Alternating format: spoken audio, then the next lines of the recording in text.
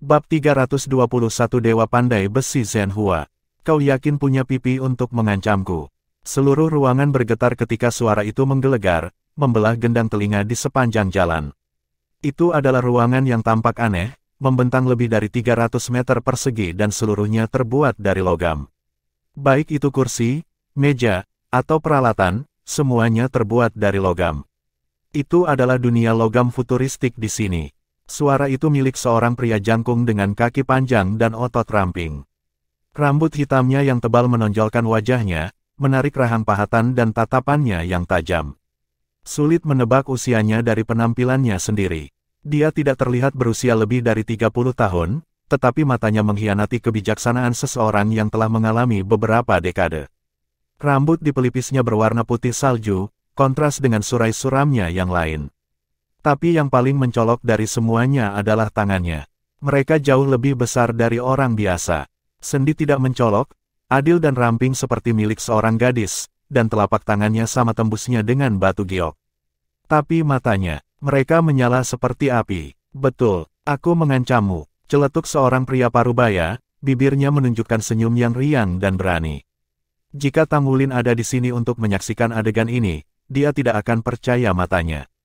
Saat ini, gurunya yang lembut dan halus terlihat seperti pria yang menyeringai itu, tanpa diragukan lagi, adalah Presiden Asosiasi Sea Blacksmith dan Pandai Besi terbesar Sky Sea Alliance, Mu Chen.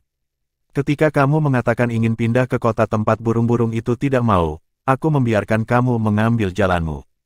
Perekonomian Sky Sea Alliance berkembang pesat di bawah bimbingan Anda, namun sekarang Anda mengatakan kepada saya bahwa Anda ingin mengundurkan diri. Apakah Anda ditendang di kepala oleh seekor keledai? Suara pria berambut hitam itu penuh dengan iritasi. Dia mengertakkan giginya saat dia menyelesaikan api amarah dari pikirannya. Mengapa orang ini mendidihkan darahku setiap kali aku melihatnya? Mu Chen tersenyum. Justru karena Sky Sea Alliance berada di jalur yang benar sehingga mereka tidak membutuhkanku lagi. Jadi saya ingin mengundurkan diri sekarang. Saya seorang santo pandai besi, dan saya ingin suatu hari menjadi pandai besi surgawi. Zhenhua, kamu sudah makan kenyang, jadi kamu tidak mengerti bagaimana rasanya masih lapar. Selama ini saya memperlambat konsolidasi yayasan saya dalam persiapan untuk menyerang level berikutnya. Petik 2. Omong kosong. Anda bahkan belum menjadi judul Douluo. Mencoba menjadi pandai besi surgawi sekarang tidak masuk akal. Katakan alasan Anda yang sebenarnya kalau tidak saya tidak akan membiarkan Anda mengundurkan diri. Senyum di bibir Mu Chen mendapatkan sentuhan kenakalan. Dia memandang Zhenhua, Presiden Asosiasi Pandai Besi Benua Douluo dan satu-satunya pandai besi surgawi di benua itu. Terserah, saya tidak peduli jika Anda menyetujui atau tidak lagi. Saya pergi. Mu Chen bangkit dari tempat duduknya dan berjalan menuju pintu. Kembali ke sini. Dalam sekejap, Zhenhua melemparkan tubuhnya di depan Mu Chen, menghalangi jalannya. Aku akan mengizinkannya, tetapi kamu harus memberi aku alasan yang sah terlebih dahulu. Jika Anda tidak menyadarinya, saya masih perlu memberikan penjelasan kepada anggota berpangkat tinggi lainnya di asosiasi. Sebagai salah satu pilar asosiasi, bagaimana Anda bisa pergi begitu saja? Zhenhua menggelengkan jari padanya. Suara semakin keras oleh yang kedua. Apa yang kamu ingin aku lakukan? Bukankah kita bersaudara? Saya tidak percaya Anda hanya akan meninggalkan saya seperti ini. Apakah Anda tidak memiliki hati nurani? Petik 2. Mata Mu Chen berkedut. Jangan coba itu denganku. Itu tidak akan berhasil. Kami sudah saling kenal terlalu lama bagi Anda untuk memainkan game semacam itu. Baik, baik. Saya akan memberi Anda beberapa wajah. Saya tidak akan sepenuhnya mundur, tetapi saya ingin Anda memindahkan saya ke cabang lain. Sudah terlalu lama aku berada di pinggiran benua. Saya ingin hidup di inti benua. Dia meletakkan tangannya ke dagunya, memberi kesan berpikir keras. Kau tahu, Shrek City sepertinya cukup baik. Jadikan saya presiden cabang di sana. Jika Anda melakukannya, saya akan tinggal di asosiasi. Jika tidak, maka kurasa sudah waktunya aku pergi. Petik 2. Anda ingin menjadi presiden cabang kota Shrek. Apakah ini tujuan Anda selama ini? Sama seperti Mu Chen mengerti dia mengerti Mu Chen. Yah, tidak sulit untuk ini. Mereka sudah saling kenal sejak kecil dan menjadi pandai besi bersama. Keduanya jenius, menginspirasi kekaguman orang-orang di sekitar mereka. Ada banyak kesamaan di antara mereka. Dan sementara mereka adalah teman baik, mereka juga saingan. Bahkan, mereka bahkan jatuh cinta pada gadis yang sama. Pada akhirnya, keduanya dihadapkan pada pilihan yang sulit, mengejar impian atau mengejar cinta. Zhen kemudian memilih untuk melanjutkan karirnya. Mu Chen memilih untuk menikahi gadis itu. Mu Chen tidak berada di Xia City yang terpencil hanya karena itu adalah kampung halamannya. Baik, pergi ke kota Shrek lalu. Tapi izinkan saya mengingatkan Anda akan tempat seperti apa Shrek City. Semua asosiasi lemah di sana karena pengaruh Akademi Shrek. Jangan lupa, asosiasi pandai besi milik Shrek sendiri memiliki orang gila. Anda harus berhati-hati jika pergi ke sana. Anda dan orang gila tua itu berada pada level pandai besi yang sama, tetapi dalam pertarungan. Bahkan 10 dari Anda tidak bisa menandingi salah satu dari dia. Jangan memprovokasi dia. Petik 2. Mu Chen tersenyum kecut. Jadi bagaimana jika dia marah? Apakah saya tidak memiliki dukungan Anda? Jika dia mengganggu saya hanya akan melemparkannya ke arah Anda. Petik 2. Sudut mulut Zhen Hua mulai bergerak. Apakah aku berhutang sesuatu padamu? Betul, terkejut, Zhen Hua dipaksa tertawa pahit. Baik, kamu menang. Apakah Baur baik-baik saja? Petik 2. Dia baik-baik saja, celoteh Mu Chen. Zhen Hua menggaruk bagian belakang kepalanya. Kamu selalu tahu bagaimana memanfaatkan orang. Dulu, kalau bukan karena, terserahlah. Saya selesai dengan Anda. Saya hanya akan memperlakukan ini sebagai bantuan untuk Anda dan istri Anda. Kapan Anda berencana berangkat ke kota Shrek? Petik 2. Segera, jawab Mu Chen. Jika dia tidak terburu-buru, dia takut muridnya akan digesek tepat di bawah hidungnya. Apakah Little Si ikut denganmu juga? Tanya Zhen Hua. Ya, putri dan istri saya ikut. Bisakah kamu menarik beberapa string untuk mendapatkan Little Si ke Akademi Shrek? Petik 2. Pipi Zhen Hua berkedut lagi. Mengapa kamu mengoceh seperti itu hal yang mudah dilakukan? Tapi bukan, kata Mu Chen, menggoyangkan alisnya. Sederhana, kamar itu bergetar sekali lagi karena suara gemuruh. Kau hanya mencoba membuatku menderita, bukan? Betul, keluar sekarang. Saya tidak ingin melihat wajah sombong Anda lagi. Petik 2. Apa yang kamu lakukan? Tang Wulin memperhatikan ketika Yuanen mencuci beberapa barang di depan keran, mata ingin tahu. Dia sudah membersihkan pagi-pagi begini. Apakah dia orang yang bersih? Yuanen menunjukkan ekspresi masam, menatap pemuda itu. Hama yang mengganggu datang, jadi saya pindah kamar. Sekarang saya harus membersihkan. Petik 2. Yue Zhengyu, kamu tahu tentang itu? Kecurigaan membumbui ekspresi Yuanen. Ya, saya mendengarnya dari dia. Kalian semua berada di kelas yang sama. Petik 2. Yuanen mengangguk. Aku tidak ingin ada hubungannya dengan dia. Apakah dia di asrama sekarang?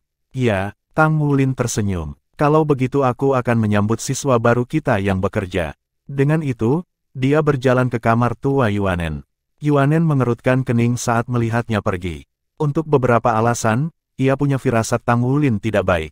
Yah, dia licik melawan Yue Zhengyu, jadi tidak apa-apa. Begitu dia mencapai tujuannya, Tang Wulin mengetuk pintu.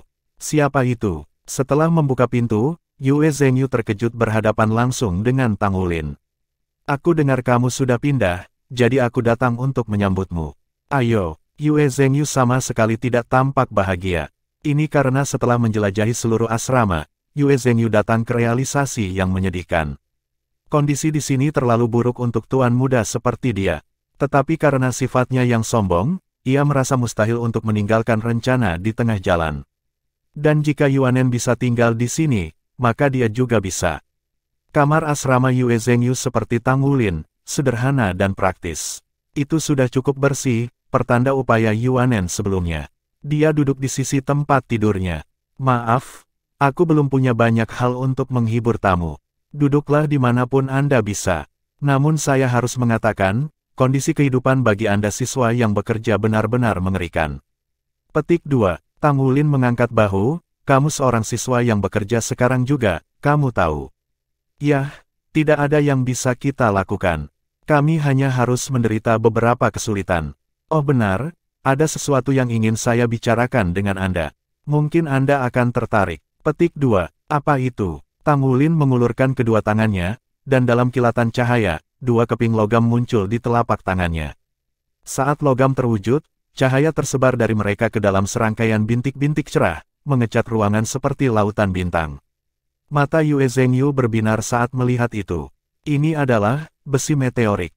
Dengan latar belakangnya, tidak mungkin dia tidak akan mengenali apa yang ada di depannya. Bab 322 Skema Semua Orang. Tang Wulin tersenyum. Seperti yang kamu katakan, ini adalah besi meteorik olahan kelas 1. Saya yakin Anda tahu kualitasnya yang tinggi. Sayangnya, karena betapa sombongnya itu, tidak mungkin untuk memperbaikinya. Jadi, batasnya adalah kelas 1000 halus. Tapi ini masih merupakan bahan terbaik untuk mecha atau baju perang satu kata. Jika Anda tertarik, maka berikan saya tawaran. Petik 2. Memang, logam di tangannya adalah 2 bongkahan besi meteorik yang diperolehnya dari Feng Wuyu. Dia bisa menjualnya kepada Yuanen, tetapi itu berarti dia tidak bisa mencungkilnya dengan harga tinggi. Mereka memiliki hubungan yang terlalu baik untuk skema semacam itu. Bukan hanya besi meteorik yang langka, ia memiliki banyak kualitas luar biasa. Karena alasan ini dan beberapa alasan lainnya, 2 keping dari besi meteorik olahan kelas 1 ini sebanding dengan logam sulingan jenis lain. Dia akan malu jika dia tidak bisa menjual 2 potong ini dengan harga tinggi. Tidak mungkin dia kehilangan 1 poin kontribusi. Lagi pula, poin-poin itu ditambahkan untuk membayar makanan mahal. Nyatakan harga Anda, kata Yue Zhengyu. Dengan membalik kedua tangannya, kedua logam itu lenyap dari pandangan. Kurasa kamu tidak begitu tertarik saat itu. Tang Wulin berputar dengan tumitnya untuk pergi. Hei, tunggu sebentar. Bagaimana Anda bisa begitu tidak sabar? Yue Zhengyu buru-buru memanggil. Prioritas nomor 1 untuk orang-orang usia mereka dan tingkat budidaya adalah untuk menjadi Master Armor pertempuran satu kata. Hasilnya, logam berkualitas tinggi diminati di Shrek Academy. Adalah keajaiban bagi besi meteorik untuk dijual. Saya tidak punya terlalu banyak poin, kata Yue Zhengyu tanpa daya. Aku baru saja melanjutkan studiku di akademi. Tetapi yang saya miliki adalah uang. Karena tidak mungkin membeli poin dengan uang, mengapa aku tidak membayarmu dengan uang? Petik 2. Denyut Tang Wulin semakin cepat, keserakahannya merayap ke depan benaknya. Namun pada akhirnya, dia menggelengkan kepalanya. Tidak, saya hanya akan menerima poin kontribusi atau item roh. Petik 2. Item roh. Item roh apa yang kamu inginkan? Petik 2. Aku ingin 1000 tahun Earth Dragon Crystal, Ice Essence, Dragon Spirit Grass, dan Longevity Grass. Apakah kamu seorang bandit? Itu perampokan. Yue Zhengyu mendengus, menggelengkan kepalanya. Apakah kamu pikir aku idiot? Nilai total dari keempat item roh itu jauh lebih tinggi daripada 2 buah besi meteorik Anda. Tidak ada perbandingan, hanya rumput umur panjang 1000 tahun sudah jauh lebih jarang daripada besi meteor. Itu bisa memperpanjang umur panjang, Anda tahu. Siapapun yang memakannya akan memiliki umur mereka meningkat 5 tahun. Anda dapat mencari sekeras yang Anda inginkan, tetapi itu akan menjadi keajaiban jika Anda menemukannya di pasar. Dan bahkan jika Anda melakukannya, akan dikenakan biaya lengan dan kaki. Tidak sepakat, Anda meminta terlalu banyak. Paling-paling, saya bisa mendapatkan Anda 2 dari 4 item roh. Petik 2. Tang Wulin terkejut. Dia dengan cepat mendapatkan kembali dirinya sendiri, namun, senyum tumbuh di bibirnya. Baik, kami berdua adalah siswa yang bekerja, jadi saya mengerti betapa sulitnya bagi kami. 2 baik-baik saja. Saya ingin rumput umur panjang 1000 tahun dan naga spirit grass 1000 tahun. Kedengarannya bagus. Yue Zhengyu memutar matanya. Katakan padaku bagaimana kamu mendapat 2 potong besi meteorik ini terlebih dahulu. Tang Wulin tidak menyembunyikan apapun. Dia menjelaskan bagaimana dia diculik oleh Feng Wuyu, dipaksa untuk memurnikan ribuan logam, dan berhasil melakukannya. Jadi, kau memberitahuku bahwa kau kelas 1000 mempersempit kedua bagian ini sendiri. Dan pada saat yang sama, dengan setiap pertanyaan, mata Yue Zhengyu berbinar lebih cerah dan lebih cerah. Tang Wulin mengangguk. Tidak ada gunanya bagiku untuk berbohong tentang itu. Jika Anda tidak percaya kepada saya, maka tanyakan saja pada Penatua Feng. Di sini, lihatlah lencana pandai besi peringkat keempat saya. Petik 2. Yue Zhengyu dengan hati-hati menerima lencana di tangannya. Setelah beberapa saat diperiksa, dia mengangguk. Ya, lencana ini jelas nyata. Baik, Anda punya kesepakatan saat itu. Aku akan memberimu rumput umur panjang 1000 tahun dan naga spirit grass 1000 tahun. Butuh waktu sekitar seminggu, jadi jangan berani-berani menjual besi meteorik untuk sementara waktu. Petik 2. Sudah beres kalau begitu. Tang Wulin mengulurkan tangannya. Dalam hitungan detik, Yue Zhengyu menerima dan mereka berjabat tangan. Satu langkah keluar dari kamar Yue Zhengyu, Tang Wulin menunjukkan ekspresi seperti rubah. Dia awalnya bertujuan untuk satu item roh, dan bahkan saat itu dia tidak berpikir dia akan mendapatkannya. Meskipun besi meteorik berharga, itu tidak jauh lebih jarang daripada logam lainnya. Itu tidak bisa membandingkan dalam kelangkaan atau nilai dengan item roh. Tang Wulin memperkirakan setiap bagian dari besi meteornya bernilai sekitar 2 atau 3 juta koin federal. Jadi, totalnya sekitar 5 atau 6 juta. Setiap item roh yang terdaftar diperlukan untuk memecahkan segel ketiga, dan salah satu dari mereka saja bernilai lebih dari 6 juta koin federal. Yue Zhengyu telah tepat tentang longevity grass. Itu sangat langka dengan beberapa peluang untuk membelinya. Uang itu penting, tetapi terlebih lagi hidup. Selama berabad-abad, item umur peningkatan semangat selalu yang paling mahal. Jadi, Tang Wulin telah berjuang untuk menahan senyum ketika Yue Zhengyu menawarkan untuk membayar dengan 2 item roh. Untuk segel sebelumnya, dia hampir tidak bisa membeli 4 item roh yang diperlukan setelah menyimpan uang selama 3 tahun berturut-turut. Tapi sekarang, dia sudah setengah jalan untuk segel ketiga. Dengan keberuntungan ini, dia bisa santai dan fokus pada kultivasi untuk sementara waktu. Namun, dengan punggung menoleh ke Yue Zhengyu, dia tidak melihat ekspresi pemuda yang lebih tua. Yue Zhengyu mengungkapkan senyum yang mirip licik dan mirip rubah. Siswa yang bekerja benar-benar jenius. Dia harus berada di puncak peringkat keempat hingga 1000 peringkat pertama. Saya akan mentega dia untuk saat ini dan membuatnya merasa seperti dia berada di posisi superior. Lalu dia akan memprioritaskan permintaan saya di masa depan. Klan saya tidak kekurangan uang atau item roh. Dia tertawa, kenakalannya kental dalam suaranya. Pria itu juga baru berusia sekitar 13 tahun. Saya belum pernah mendengar pandai besi peringkat keempat begitu muda. Apalagi dia berada di puncak peringkat keempat. Saya harus menjalin hubungan yang kuat dengan dia. Petik 2. Dalam pandangan Yue Zhengyu, tidak sembarang orang bisa bertindak seperti orang kaya. Seorang pria kaya harus berpengetahuan luas. Dengan menderita kerugian sekarang dan memberi Tang Wulin ilusi di atas angin dalam hubungan mereka, ia akan menjadi salah satu pelanggan favorit Tang Wulin. Bagi orang kaya, jaringan jauh lebih penting daripada uang. Pengusaha yang masih muda tidak akan pernah bisa bersaing dengan jaringan uang lama. Peluang harta jatuh ke tangan uang lama lebih tinggi daripada uang baru. Alasannya sederhana, pengusaha mapan dapat memanfaatkan koneksi mereka untuk akses ke harta ini. Kesalahan Tang Wulin hanya mempertimbangkan harga pasar besi meteorik. Dia telah gagal menganggap nilainya sebagai keajaiban pandai besi. Yue Zhengyu memiliki mata untuk masa depan, dan melompat pada kesempatan untuk menciptakan hubungan yang baik. Tidak peduli bagaimana orang memikirkannya, Yue Zhengyu telah ditipu dalam kesepakatan mereka, tapi dia masih unggul. Shen Yi berdiri di podium, ekspresi tegas di wajahnya. Sebelum saya mulai mengajar hari ini, saya ingin mengatakan 2 hal. Pertama, untuk perwakilan dewan, hitung jumlah orang dalam profesi Anda setelah kelas dan minta mereka mendaftar untuk asosiasi yang sesuai. Tentu saja, keanggotaan tidak diperlukan. Tetapi mereka akan menerima perlakuan istimewa jika mereka bergabung. Anda semua juga akan membutuhkan dukungan dari asosiasi untuk maju dalam profesi Anda, jika tidak Anda harus membayar biaya sendiri. Secara alami, harga ada dalam poin kontribusi. Kedua, Wu Zhangkong akan mengajar kelas hari ini. Shen Yi mengangguk kepada Wu Zhangkong, menawarkan posisinya di podium kepadanya. Guru Wu, Tang Wulin secara tidak sadar meluruskan postur tubuhnya. Begitu Wu Zhangkong naik ke podium, dia menyapu pandangan dinginnya ke seluruh kelas seperti gelombang musim dingin. Suhu seluruh ruang kuliah tampak menurun beberapa derajat, fokus semua orang semakin tajam. Hari ini adalah hari resmi pertama kelas. Kurikulum di sini tidak seperti apa yang biasa Anda lakukan. Untuk pertanyaan tentang jiwa bela diri Anda atau jalur kultivasi apa yang harus diambil, Anda dapat bertanya kepada Guru Shen atau saya setelah kelas. Hari ini, kita akan membahas dasar-dasar pembuatan mesya. Pembuatan mesya, tatapan Tang Wulin sama sekali tidak seperti percikan api biasa saat dia menatap Wu Zhangkong. Guru Wu, Mengapa Anda mengajari kami itu? Bukankah kita bekerja untuk menjadi tuan baju perang? Bab 323 membagi kelas 1.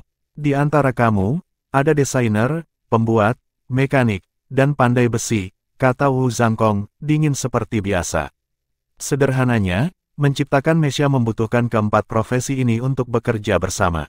Saya yakin Anda semua penasaran tentang mengapa Akademi mengajarkan Anda dasar-dasar pembuatan mesia. Untuk menjadi Master Armor Tempur, pertama-tama kamu harus mempelajari dasar dari armor perang, mechas. Mesia kelas atas hampir sama kuatnya dengan armor pertempuran kelas bawah. Seorang pandai besi menempa logam yang digunakan untuk membuat mesia, seorang desainer menyusun cetak biru mesia, pembuat merakit mesia, dan seorang mekanik memutuskan berapa lama mesia dapat digunakan. Armor perang dibuat dengan cara yang sama. Sekarang mari kita bahas prinsip-prinsip dasar mesia. Wu Zhangkong memulai ceramahnya. Namun, dia tidak membahas dasar-dasar pembuatan mesia sendirian. Dia juga membahas bagaimana pembuat bekerja dengan pandai besi, perancang, dan mekanik. Itu adalah kuliah yang komprehensif. Pada saat kelas pagi selesai, pemahaman Tang Wulin tentang mesia telah tumbuh jauh lebih mendalam. Setelah menghitung siswa dari setiap profesi, kelas yang terdiri dari 101 siswa ini menemukan bahwa mereka hanya memiliki 8 pandai besi. Ini dilaporkan jumlah pandai besi tertinggi di kelas dalam beberapa tahun terakhir, belum lagi jenius pandai besi seperti Tang Wulin dan Yang Nianxia. Desainer mesia adalah mayoritas, menghitung hingga 34 secara total. Pembuat mesia mengikuti dengan cermat pada usia 31, dan sisanya adalah mekanik. 3 profesi utama relatif seimbang. Kelas sudah berakhir, Shen Yi mengumumkan. Anggota Dewan Kelas, tetap di belakang. Petik 2, Tang Wulin, Gu Yue, Wu Siduo, dan Luo Guixing tetap di kursi mereka. Pergilah ke asosiasi Anda masing-masing dan dapatkan bantuan mereka dengan mendaftarkan semua orang dalam profesi Anda. Kemudian diskusikan bagaimana membagi kelas menjadi kelompok-kelompok dengan keseimbangan yang seimbang dari setiap profesi. Kami hanya memiliki 8 pandai besi. Tidak termasuk Tang Wulin, Anda perlu mendistribusikan 7, jadi yang terbaik adalah membuat 7 kelompok, 1 di sekitar masing-masing pandai besi. Biasakan diri dengan kemampuan siswa dalam profesi Anda dan bagi mereka sehingga kelompok memiliki bakat yang setara. Petik 2, Tang Wulin mengangguk. Dewan kelas menerima tunjangan poin kontribusi, tapi itu jelas tidak gratis. Ini formulir pendaftaran sekolah semua orang. Profesi dan peringkat setiap siswa dicatat. Jiwa bela diri dan peringkat kekuatan jiwa mereka juga terdaftar. Kalian berempat harus memeriksa setiap formulir dan menganalisis kekuatan setiap siswa. Petik 2. Saat siswa terakhir keluar dari ruang kelas, hanya Tang Wulin, Gu Yue, Wu Siduo, dan Luo Guixing yang tetap berada di kelas. Mereka berempat membalik-balik tumpukan kertas dalam keheningan. Bukan hal yang aneh bagi Luo Guixing untuk tetap diam, tetapi Tang Wulin sesekali melihat sekilas senyum langka dan misterius di bibirnya. Tang Wulin bahkan tidak bisa mulai menebak apa yang sedang terjadi dalam pikiran Luo Guixing. Di sisi lain, Wu Siduo menyilangkan lengannya dan memberi Tang Wulin tatapan dingin. Gu Yue hanya bersandar di kursinya, aura ketenangan di sekelilingnya. Ini pertama kalinya kami bekerja bersama, jadi aku akan mengatakan beberapa patah kata. Tang Wulin melontarkan senyum cerah pada mereka. Sebagai ketua kelas, dia tidak bisa mengelak dari tanggung jawabnya. Posisinya tinggi dan tanggung jawabnya sama beratnya. Menurut instruksi Guru Shen, kami akan membagi semua orang menjadi kelompok-kelompok yang berpusat di sekitar profesi dengan jumlah siswa terendah. Selain saya, kami memiliki 7 pandai besi, jadi kami akan memiliki 7 kelompok dengan masing-masing pandai besi.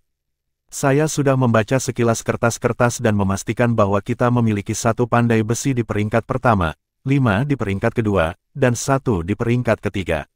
Ada celah antara peringkat kedua dan ketiga, tetapi tidak terlalu besar. Perbedaan antara peringkat pertama dan kedua adalah sangat besar. Agar adil, saya akan merepotkan kalian bertiga untuk membantu saya menempatkan desainer, mekanik, dan pembuat yang lebih kuat dalam kelompok pandai besi peringkat pertama. Bagaimanapun, Guru Shen cukup jelas tentang menginginkan tingkat keterampilan keseluruhan dari setiap kelompok menjadi seimbang. Petik 2. Gu Yue mengangguk. Aku tidak punya masalah dengan itu. Desainer merupakan mayoritas kelas. Dengan 34 dari mereka, akan ada 6 kelompok dengan 5 desainer dan 1 kelompok dengan 4. Kelompok pandai besi peringkat ketiga harus memiliki 4 desainer. Saya akan memastikan level skill seimbang. Petik 2. Aku juga tidak punya masalah dengan itu. Luo Guixing memberi Tang Wulin senyum ramah ketika dia berbicara. Seharusnya tidak terlalu sulit untuk mendistribusikannya secara adil. Saya akan mulai. Semakin cepat kita selesai, semakin cepat kita turun. Petik 2. Wu Shiduo hanya mengangguk tanpa suara. Membuat setiap kelompok tidak terlalu sulit. Tidak mungkin membuat setiap kelompok memiliki kemampuan yang sama, tetapi mereka sedekat mungkin. Setelah beberapa saat, mereka berempat selesai dan Tang Wulin mengambil kertas di tangannya. Baiklah, sepertinya kita sudah selesai, katanya. Kalian bisa pulang dan beristirahat. Saya akan menyerahkan kelompok kepada Guru Shen. Petik 2. Aku akan merepotkan presiden kelas untuk melakukannya, kata Luo Guixing, dan dia berdiri dan pergi. Ekspresi muram di wajahnya, Wu Shiduo berdiri tanpa mengucapkan sepatah kata pun dan pergi juga. Setelah dua lainnya pergi, ekspresi tenang Gu Yue sedikit mencair saat dia melirik Tang Wulin. "Wow, presiden sangat dihormati," serunya. Tidak ada dari mereka yang menerimanya. Petik 2. Itu sudah diduga, jawab Tang Wulin, memberinya senyum masam. Semua orang di Shrek adalah jenius, jadi siapa yang tidak akan bangga? Saya hanya akan memenangkan mereka perlahan. Di masa depan, jika saya tidak lagi memenuhi syarat untuk posisi itu atau seseorang datang dengan lebih baik, saya tidak ingin menjadi ketua kelas. Baiklah, ayo berangkat. Saya akan mengirimkan surat-surat ini kepada Guru Shen lalu kembali dan bermeditasi. Petik 2. Meskipun makanan mengkonsumsi sejumlah besar poin kontribusinya setiap hari, Tang Wulin dapat dengan jelas merasakan manfaatnya bagi esensi darahnya dan kecepatan kultivasi metode misterius surga. Terlepas dari situasinya, peningkatan pertumbuhan kekuatan jiwa adalah hal yang baik. Tang Wulin tidak jauh dari mencapai peringkat 30. Dia mengerti bahwa mendapatkan cincin jiwa ketiganya saat ini adalah prioritas nomor 1. Dia kemudian akan dapat memperbaiki semangat dan titik kontribusinya, kekhawatiran akan hilang. Itu mungkin gagal ketika membuat baju zirah pertempuran. Bahkan, penggunaan bahan berkualitas tinggi meningkatkan kemungkinan kegagalan. Mengingat hal ini, setiap siswa di Akademi Shrek, yang semuanya adalah calon-calon pelindung zirah, selalu mencari mangsa untuk logam halus roh. Tang Wulin sudah mengintip manfaat dari menjadi pandai besi peringkat tinggi. Dia tahu bahwa, begitu dia dengan kuat menempatkan dirinya di peringkat 5, dia tidak akan kesulitan mendapatkan apapun yang dia butuhkan sebagai imbalan atas pekerjaannya. Rencananya saat ini adalah untuk mencapai peringkat 30 dan menyempurnakan semua keterampilan penyempurnaan semangatnya sambil mempelajari Meisha dan Battle Armor. Dia bisa mendorong latihan pertempuran dan hal-hal lain kembali sampai nanti.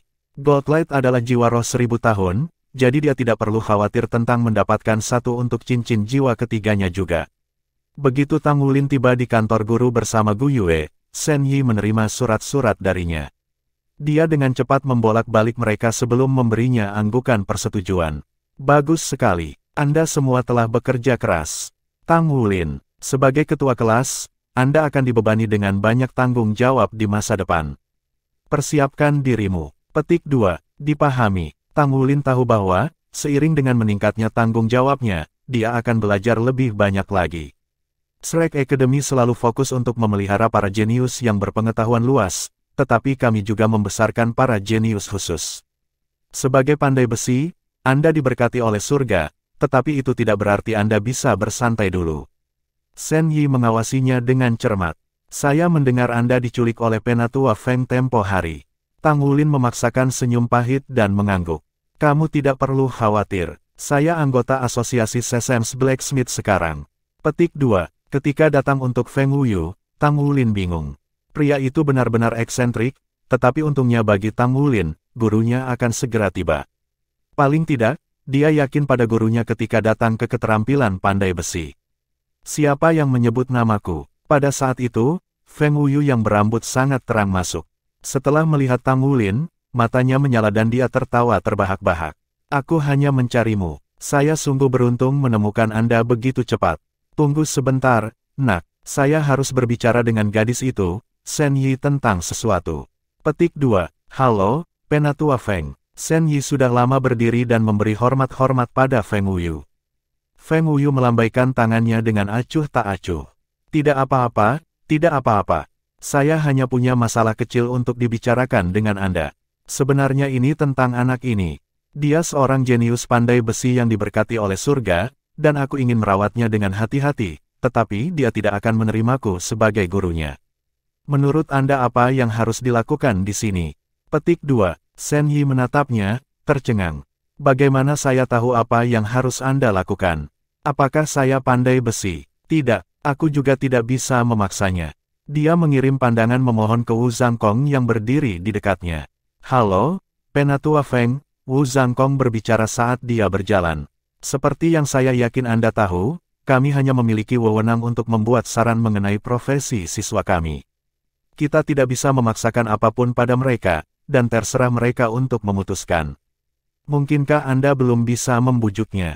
Petik 2. Ekspresi Wu Zhangkong sedingin es, tetapi kata-katanya lebih tajam dari sebelumnya. Dia melewati bola kembali ke pengadilan Feng Wuyu. Bab 324 penolakan. Feng Wuyu mendengus. Kamu bocah, jangan pikir saya sudah lupa berapa tahun Anda telah pergi tanpa banyak mengintip. Anda ingin berbicara kembali dengan saya.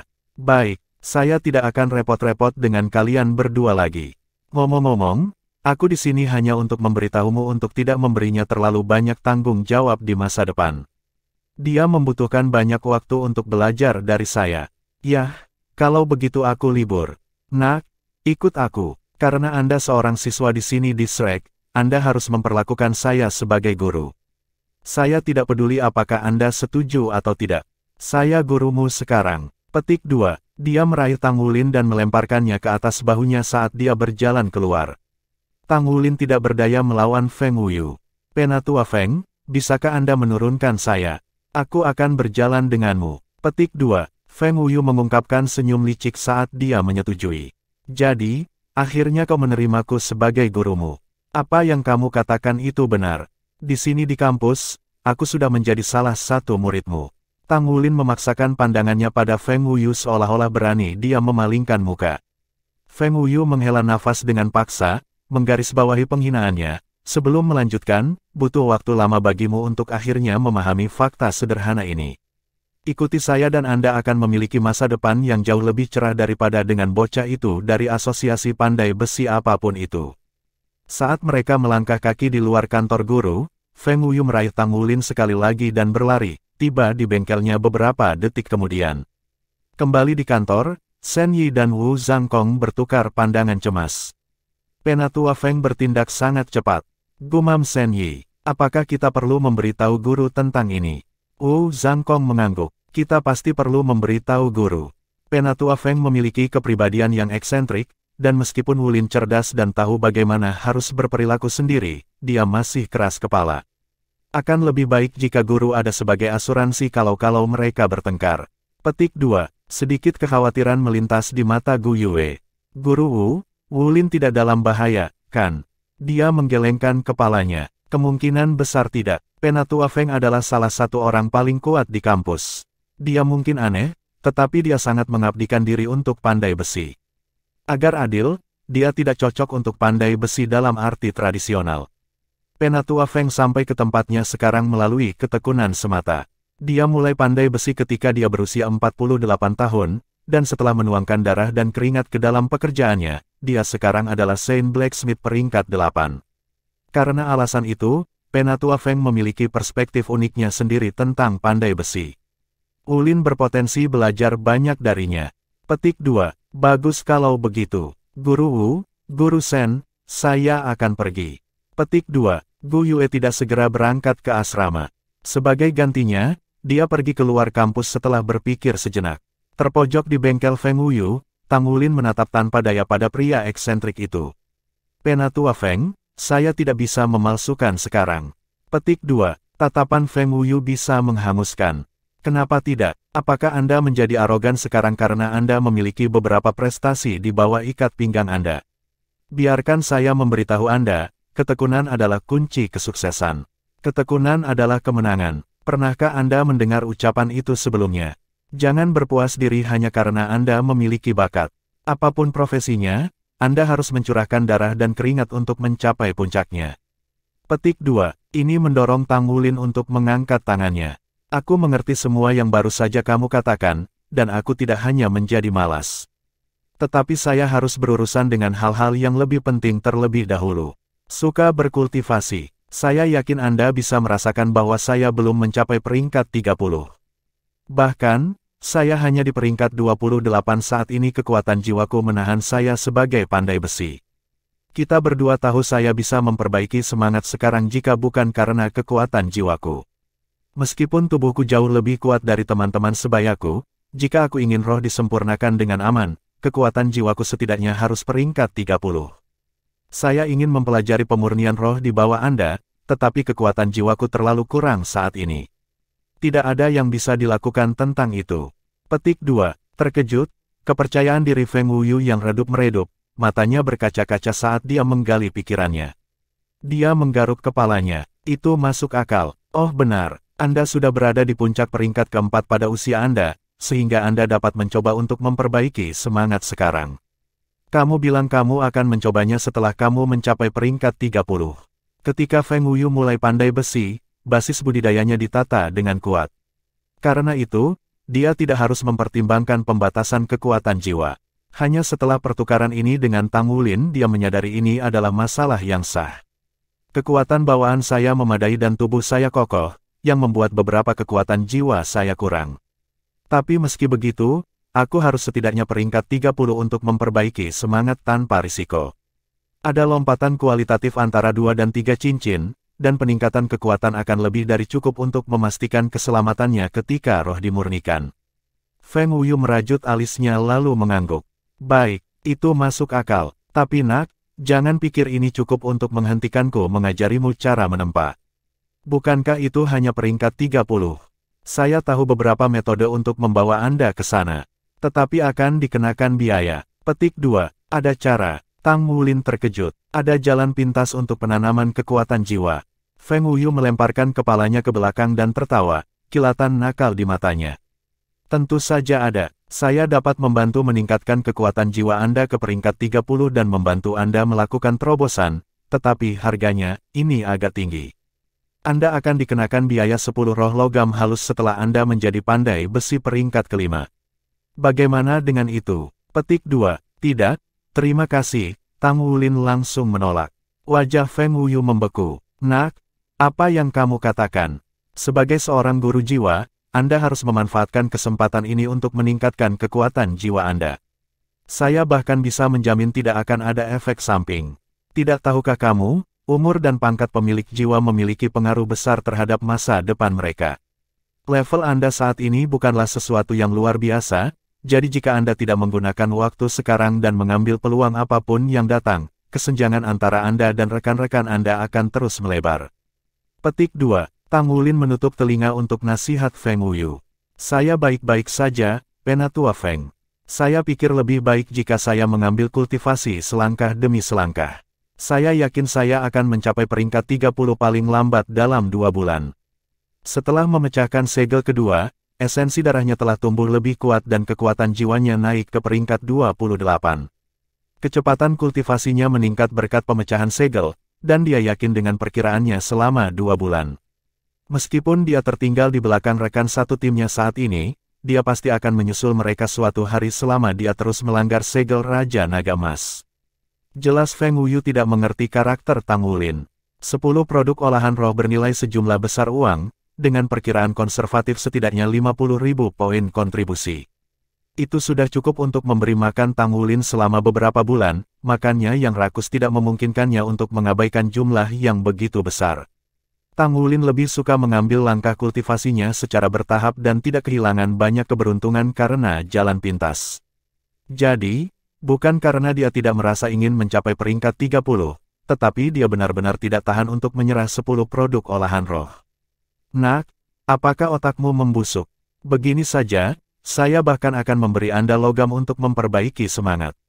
Dan jangan lupa, Anda akan mendapat banyak manfaat dari ini juga. Dengan 10 penyempurnaan roh untuk nama Anda akan terkenal di lapangan luar. Petik 2. Saya menghargai tawaran itu, tapi tidak, terima kasih. Tang Wulin terus menggelengkan kepala seolah-olah hanya itu yang dia tahu bagaimana melakukannya. Nak, kau benar-benar tahu bagaimana membuatku marah. Feng Wuyu marah, tetapi tidak banyak yang bisa dia lakukan dalam menghadapi penolakan keras kepala Tang Wulin. Penatua Feng, Anda tidak perlu terburu-buru. Saya akan terus berkultivasi, dan begitu saya mencapai peringkat 30, saya pasti akan datang belajar dari Anda. Aku akan pergi sekarang. Tang Wulin dibuat untuk pergi dengan cepat seperti angin, punggungnya terbakar dari penglihatan Feng Wuyu yang panas. Feng Wuyu tidak menghentikannya untuk pergi. Semua yang dikatakan Tang Wulin berdering benar seperti bel, yakni, bahwa dia tidak bisa berlatih pemurnian roh sampai dia mencapai peringkat 30. Tidak hanya itu, ketika Tang Wulin menempa besi meteorik, Feng Wuyu telah melihat sendiri di mana Tang Wulin berdiri di ranah pandai besi, dia adalah anak ajaib di puncak peringkat keempat. Lebih banyak latihan tidak akan membantunya tumbuh saat ini. Tetapi anak itu tidak akan menerima niat baik saya. Bukankah itu sangat bagus untuk mendapatkan bantuan saya dalam meningkatkan dia ke peringkat 30? 10 penyempurnaan roh adalah harga murah untuk apa yang dia dapatkan. Saya harus mengesampingkan harga diri saya hanya untuk mendapatkan beberapa barang yang dibutuhkan untuk prosedur, tetapi dia benar-benar menolak. Bab 325 melihat apa yang seharusnya tidak terlihat. Dengan bengkel Feng Wuyu di belakangnya, Tang Wulin merasakan seluruh tubuhnya rileks. Anggota tubuhnya tidak lagi disatukan erat oleh tali ketegangan. Hanya berpikir tentang bagaimana orang gila yang tidak masuk akal seperti Feng Wuyu akan menanggapi penolakan mengirim rasa takut. Untungnya, Feng Wuyu menunjukkan sedikit rasionalitas hari ini dan melepaskannya. Itu bukan untuk mengatakan Tang Wulin tidak mengerti pentingnya pandai besi, tapi itu bukan prioritas nomor satu saat ini. Namun, Tang Wulin berbohong untuk mengatakan dia tidak setidaknya penasaran dengan metode khusus Feng Wuyu. Apalagi jika itu bisa meningkatkan kekuatan jiwanya tanpa efek samping. Kemungkinan membutuhkan konsumsi item roh surgawi. Meski begitu, 10 produk olahan roh terlalu besar dari harga untuk Tang Wulin untuk diserahkan. Dia tidak punya pilihan selain menjadi pelit.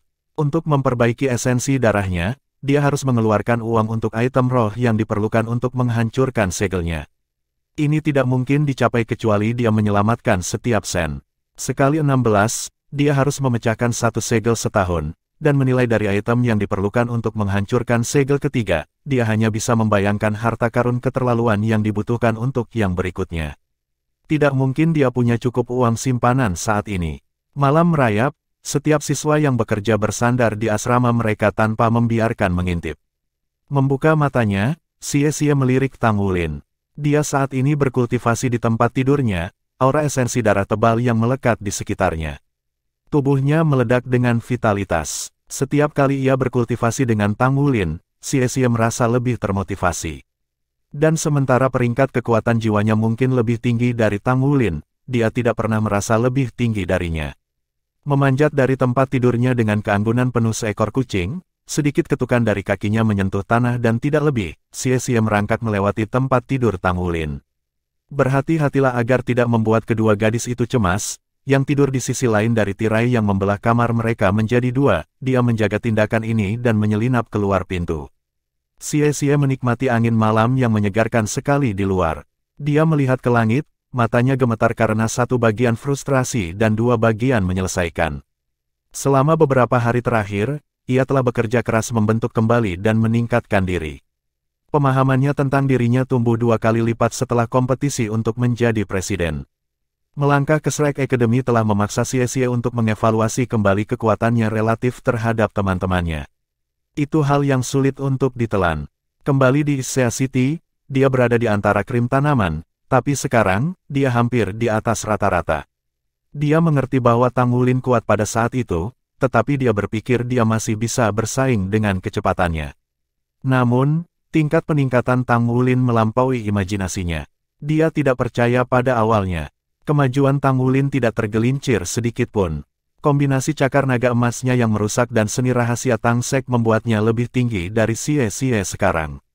Tapi mungkin yang paling penting adalah perbedaan kemampuan tempur mereka.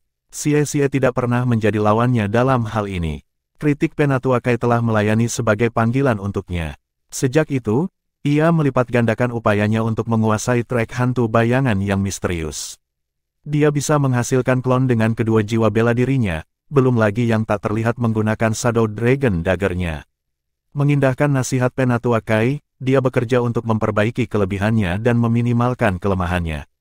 Dia menyadari bahwa dia tidak memiliki kendali, karena dia tidak pernah menginvestasikan banyak upaya untuk memperbaikinya. Kesadaran ini mendorong Xie untuk mempraktikkan Ghost Shadow Perplexing Track dengan satu klon. Karena itu, ia berhasil mencapai hasil yang baik di kompetisi kelas. Dia telah mencapai prestasi luar biasa dalam memenangkan pertandingan 1 lawan 2 di Shrek Academy, belum lagi bahwa lawan-lawannya adalah tipe kontrol. Tetapi setelah kompetisi kelas, Shen Yi bertanya kepadanya dan Su Xiaoyan apakah mereka ingin melemparkan topi mereka ke atas ring untuk posisi wakil presiden. Meskipun pada akhirnya dia menyerah, dia tidak sepenuhnya yakin. Meskipun begitu, dia mengerti mengapa Shen Yi mengajukan pertanyaan kepadanya. Dia tidak cukup kuat, bahkan dia tidak bisa menyangkal fakta ini. Selain itu, ia kurang percaya diri untuk mengisi posisi wakil presiden. Ketika Xie mengingat adegan itu, dia tidak bisa membantu tetapi mengepalkan tinjunya. Selain itu, satu hal lain meninggalkan kesan yang mendalam padanya, keterampilan fusi jiwa diri Wuxiduo. Sama seperti dia memiliki jiwa bela diri kembar, meskipun mereka tidak dianggap benar karena dia harus mendapatkan masing-masing cincin jiwa pada saat yang sama.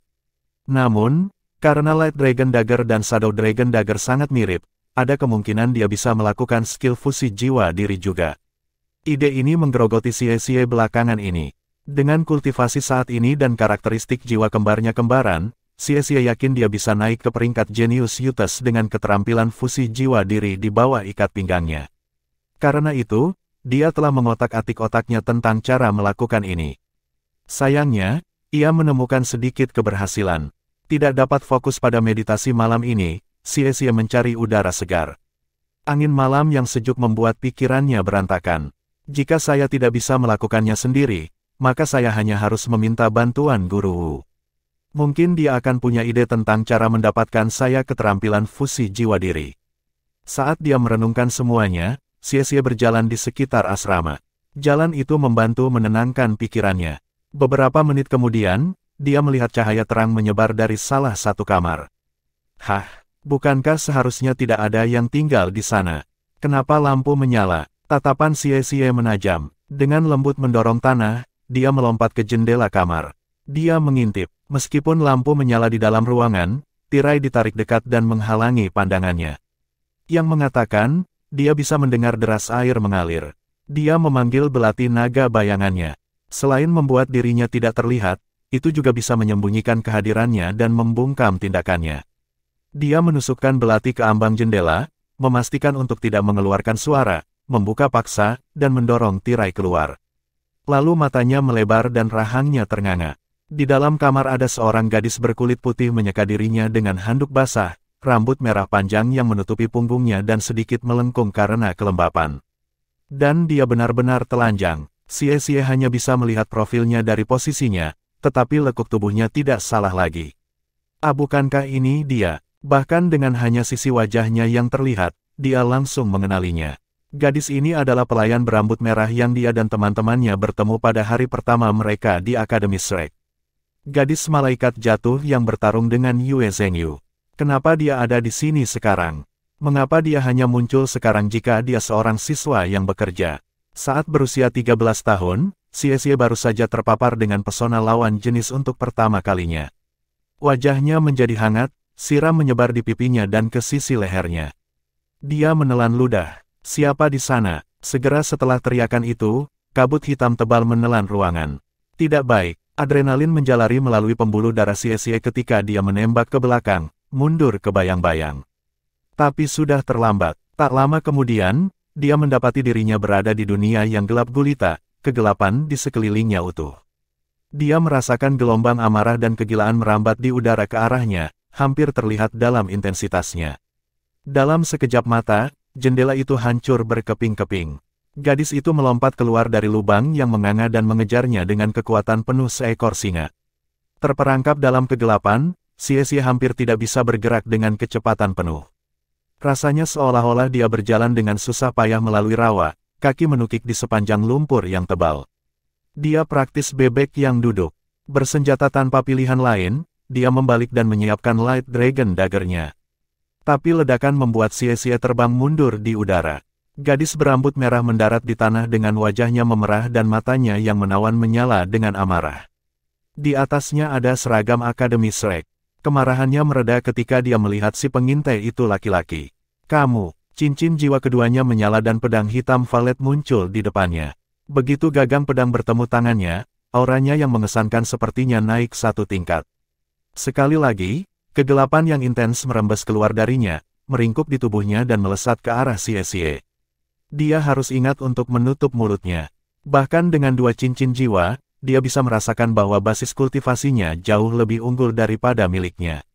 Tenggelam dalam kegelapan berlumpur, Xie tidak bisa melakukan apapun untuk melawan. Tidak hanya itu, dia pasti salah karena mengintipnya. Tidak peduli kemanapun itu diletakkan, dia bingung. Karena gadis itu tidak bisa membaca pikirannya, tidak mungkin dia punya firasat akan konflik mentalnya. Dia muncul di hadapannya dalam sekejap dan menebas dengan pedangnya. Bilah cahaya sepanjang 3 meter meninggalkan ujung pedangnya. Ratapan hantu mengiringi pemogokan, dan begitu lampu dikirim, kegelapan di sekitarnya tampak menebal, memperlambat gerakannya, meningkatkan rasa takutnya. Dia mencoba membunuhku. Xie bisa merasakan niat membunuh yang mengerikan melilit anggota tubuhnya seperti rantai, lehernya dalam jerat. Terkejut, dia memanggil belati naga bayangnya juga dan berputar dengan belati yang diperpanjang. Dia menggunakan Twin Dragon Storm. Dia berputar seperti gasing saat 2 belati menenggelamkan kekuatan jiwanya. Meskipun ia mungkin tidak memiliki jiwa bela diri kembar yang sebenarnya, memiliki 2 jiwa bela diri masih memberinya keunggulan di departemen kekuatan jiwa dibandingkan dengan tuan jiwa normal.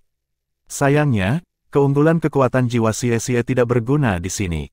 Bab 326 Kemarahan. Segera setelah badai naga kembar Xie bertabrakan dengan lampu pedang, ledakan merobek udara. Ledakan itu membuatnya menabrak dinding asrama. Mata gadis itu bersinar dengan niat membunuh saat dia menekan serangannya. Tiba-tiba, semburan cahaya keemasan meletus, terang dan menyilaukan, seolah-olah miniatur matahari turun dari langit. Tawa sombong memotong udara. Aku tidak berpikir kamu akan mencoba membunuh seorang siswa di malam hari. Saya benar-benar ingin tahu alasan apa yang Anda miliki kali ini. Saat sosok bercahaya mencapai tanah, kecemerlangannya menghilangkan kegelapan yang suram. Sepasang sayap putih terbentang untuk melindungi Xie dari gadis itu. Itu adalah Yue Zhengyu. Sesuatu berkobar di matanya saat dia menatap gadis berambut merah itu ke bawah. Mari kita lihat apakah kamu bisa melarikan diri lagi kali ini. Gadis itu melontarkan tatapan dingin padanya. Abaikan, terlepas dari betapa menyenangkan suaranya terdengar, intensitas niat membunuhnya masih terlihat jelas. Yue Zhengyu mendengus. Jadi kamu akhirnya mengungkapkan warna aslimu sebagai master jiwa jahat. Bagaimana mungkin malaikat jatuh bisa menjadi sesuatu yang jahat? Hari ini, aku akan menghakimimu menggantikan surga. Cincin jiwa keduanya menyala dan pedang yang dipenuhi cahaya suci muncul di tangannya. Dibandingkan dengan pedang gadis itu, perwujudan kegelapan dan campuran warna ungu gelap, pedang Yue Zhengyu tampak sangat berlawanan, bercahaya dan keemasan. Itu adalah senjata suci yang diciptakan untuk menghalau kejahatan. Dia mencemooh pajangannya, matanya lubang tak berdasar. Apakah kamu benar-benar berpikir aku takut padamu? Dalam sekejap mata, cincin jiwa ungu ketiga muncul di bawahnya dan auranya menebal dan melonjak. Yue Zhengyu bersiaga tinggi, jantung berdebar kencang dan telinga tegang. Dia mengepakkan sayapnya, menyerap energi elemen cahaya di udara. Dia tersadar bahwa gadis ini mungkin memiliki keterampilan jiwa yang menyembunyikan tingkat kultivasinya yang sebenarnya. Mungkin di siang hari, dia bisa mengalahkannya dengan keyakinan penuh. Tapi saat ini malam hari, wilayah master jiwa atribut kegelapan. Selain itu, basis kultivasinya sama dengan miliknya. Tiba-tiba, 3 orang tiba di lokasi, Tang Wulin, Gu Yue, dan Su Xiaoyan. Menyadari tubuh kusut temannya di tanah, Tang Wulin bergegas ke sisi Xie. Apa kamu baik-baik saja? Tang Wulin bertanya dengan serius. Sebelum Xie dapat menjawab, Yue Zhengyu menyela, tidakkah kamu mengerti? Di bawah penutup malam, malaikat jatuh ini menyelinap ke akademi untuk menyerang kami para siswa yang bekerja. Tang Wulin, tunggu apa lagi? Bantu aku mengalahkannya dan bawa dia ke administrasi untuk diadili. Ketika Tang Wulin melihat darah menetes dari sudut mulut Xie, ekspresinya menjadi muram. Temannya telah terluka, ini tidak bisa dimaafkan. Setelah melirik gadis misterius itu lagi, dia mengenali siapa dia. Dia berbaris ke kanan Yue Zhengyu dan Gu Yue berjalan ke kirinya. Su Xiaoyan berdiri di depan Xie Xie seperti perisai, melepaskan jiwa bela dirinya tanpa membuang waktu lagi. Di bawah lautan bintang yang berkelap-kelip, dia menggunakan kekuatan tongkat es Star Wheel miliknya. Meski menghadapi 4 siswa yang bekerja sendirian, gadis berambut merah itu tidak menunjukkan sedikit pun rasa takut. Dia mengarahkan pedangnya ke arah mereka. Saya akan membunuh kamu. Cincin jiwa ketiganya menyala dan sekali lagi kegelapan membanjiri ruang sekitarnya. Sosoknya berkedip, dan dia menembak ke depan seperti anak panah, menyerang lurus ke arah Xie Xie. Saat dia terbang ke arahnya, sayapnya berwarna ungu tua. Di bawah pengaruh skill jiwa ketiganya, dia melebur ke dalam gelombang kegelapan. Cahaya suci. Cincin jiwa pertama Yue Zhengyu bersinar dan cahaya suci meletus dari tubuhnya. Cahaya suci melawan balik kegelapan yang merambah, mengungkapkan sosok gadis yang berkelap-kelip di dalamnya. Setiap bayangannya yang menari tampak halus, namun nyata pada saat yang sama. Intensitas auranya seperti tombak tajam yang menusuk ke arah mereka. Dia langsung menuntut Xie Xie, tidak ada satu pikiran pun yang dibayarkan untuk pembelaannya. Tang Wulin terkejut. Seberapa dalam dendamnya, dia mengabaikan keselamatannya hanya untuk mendapatkan Xie Xie. Saat cincin jiwa ketiga Yue Zhengyu mulai bersenandung dengan cahaya, dia mengarahkan pedang sucinya ke gadis berambut merah itu. Cahaya penghakiman. Seberkas cahaya turun dari langit. Tang Wulin juga bergerak. Niat membunuh gadis itu terhadap Xie Xie mengipasi kemarahan Tang Wulin, membangkitkan tekadnya. Sisik emas berdesir di sepanjang lengan kanannya, dan dia menyerang ke depan dengan pukulan. Karena mereka masih di kampus, Tang Wulin sedikit menahan diri dan tidak mengeluarkan cakar naga emasnya. Konon, bahkan sebongkah logam tidak akan bertahan di hadapan kekuatan tiraninya. Kilatan perak, dan Gu Yue muncul di sisi Xie Xie, sebuah es kental di tangannya. Pada saat yang sama, Su Xiaoyan mengangkat tongkatnya ke udara, memanggil roda bintang di bawah gadis berambut merah itu. Belenggu Star Wheel. Sesuai dengan namanya, belenggu ditembakkan dari tanah sesaat setelah roda bintang muncul, mengikat gadis berambut merah itu. Tidak peduli seberapa kuat dia tidak bisa melakukan apa-apa setidaknya untuk 1 detik di hadapan pengekangan mutlak. Belenggu Star Wheel miliknya bahkan pernah menahan Wu Zhangkong di masa lalu. Di bawah selimut malam, Su Xiaoyan adalah lawan yang menakutkan.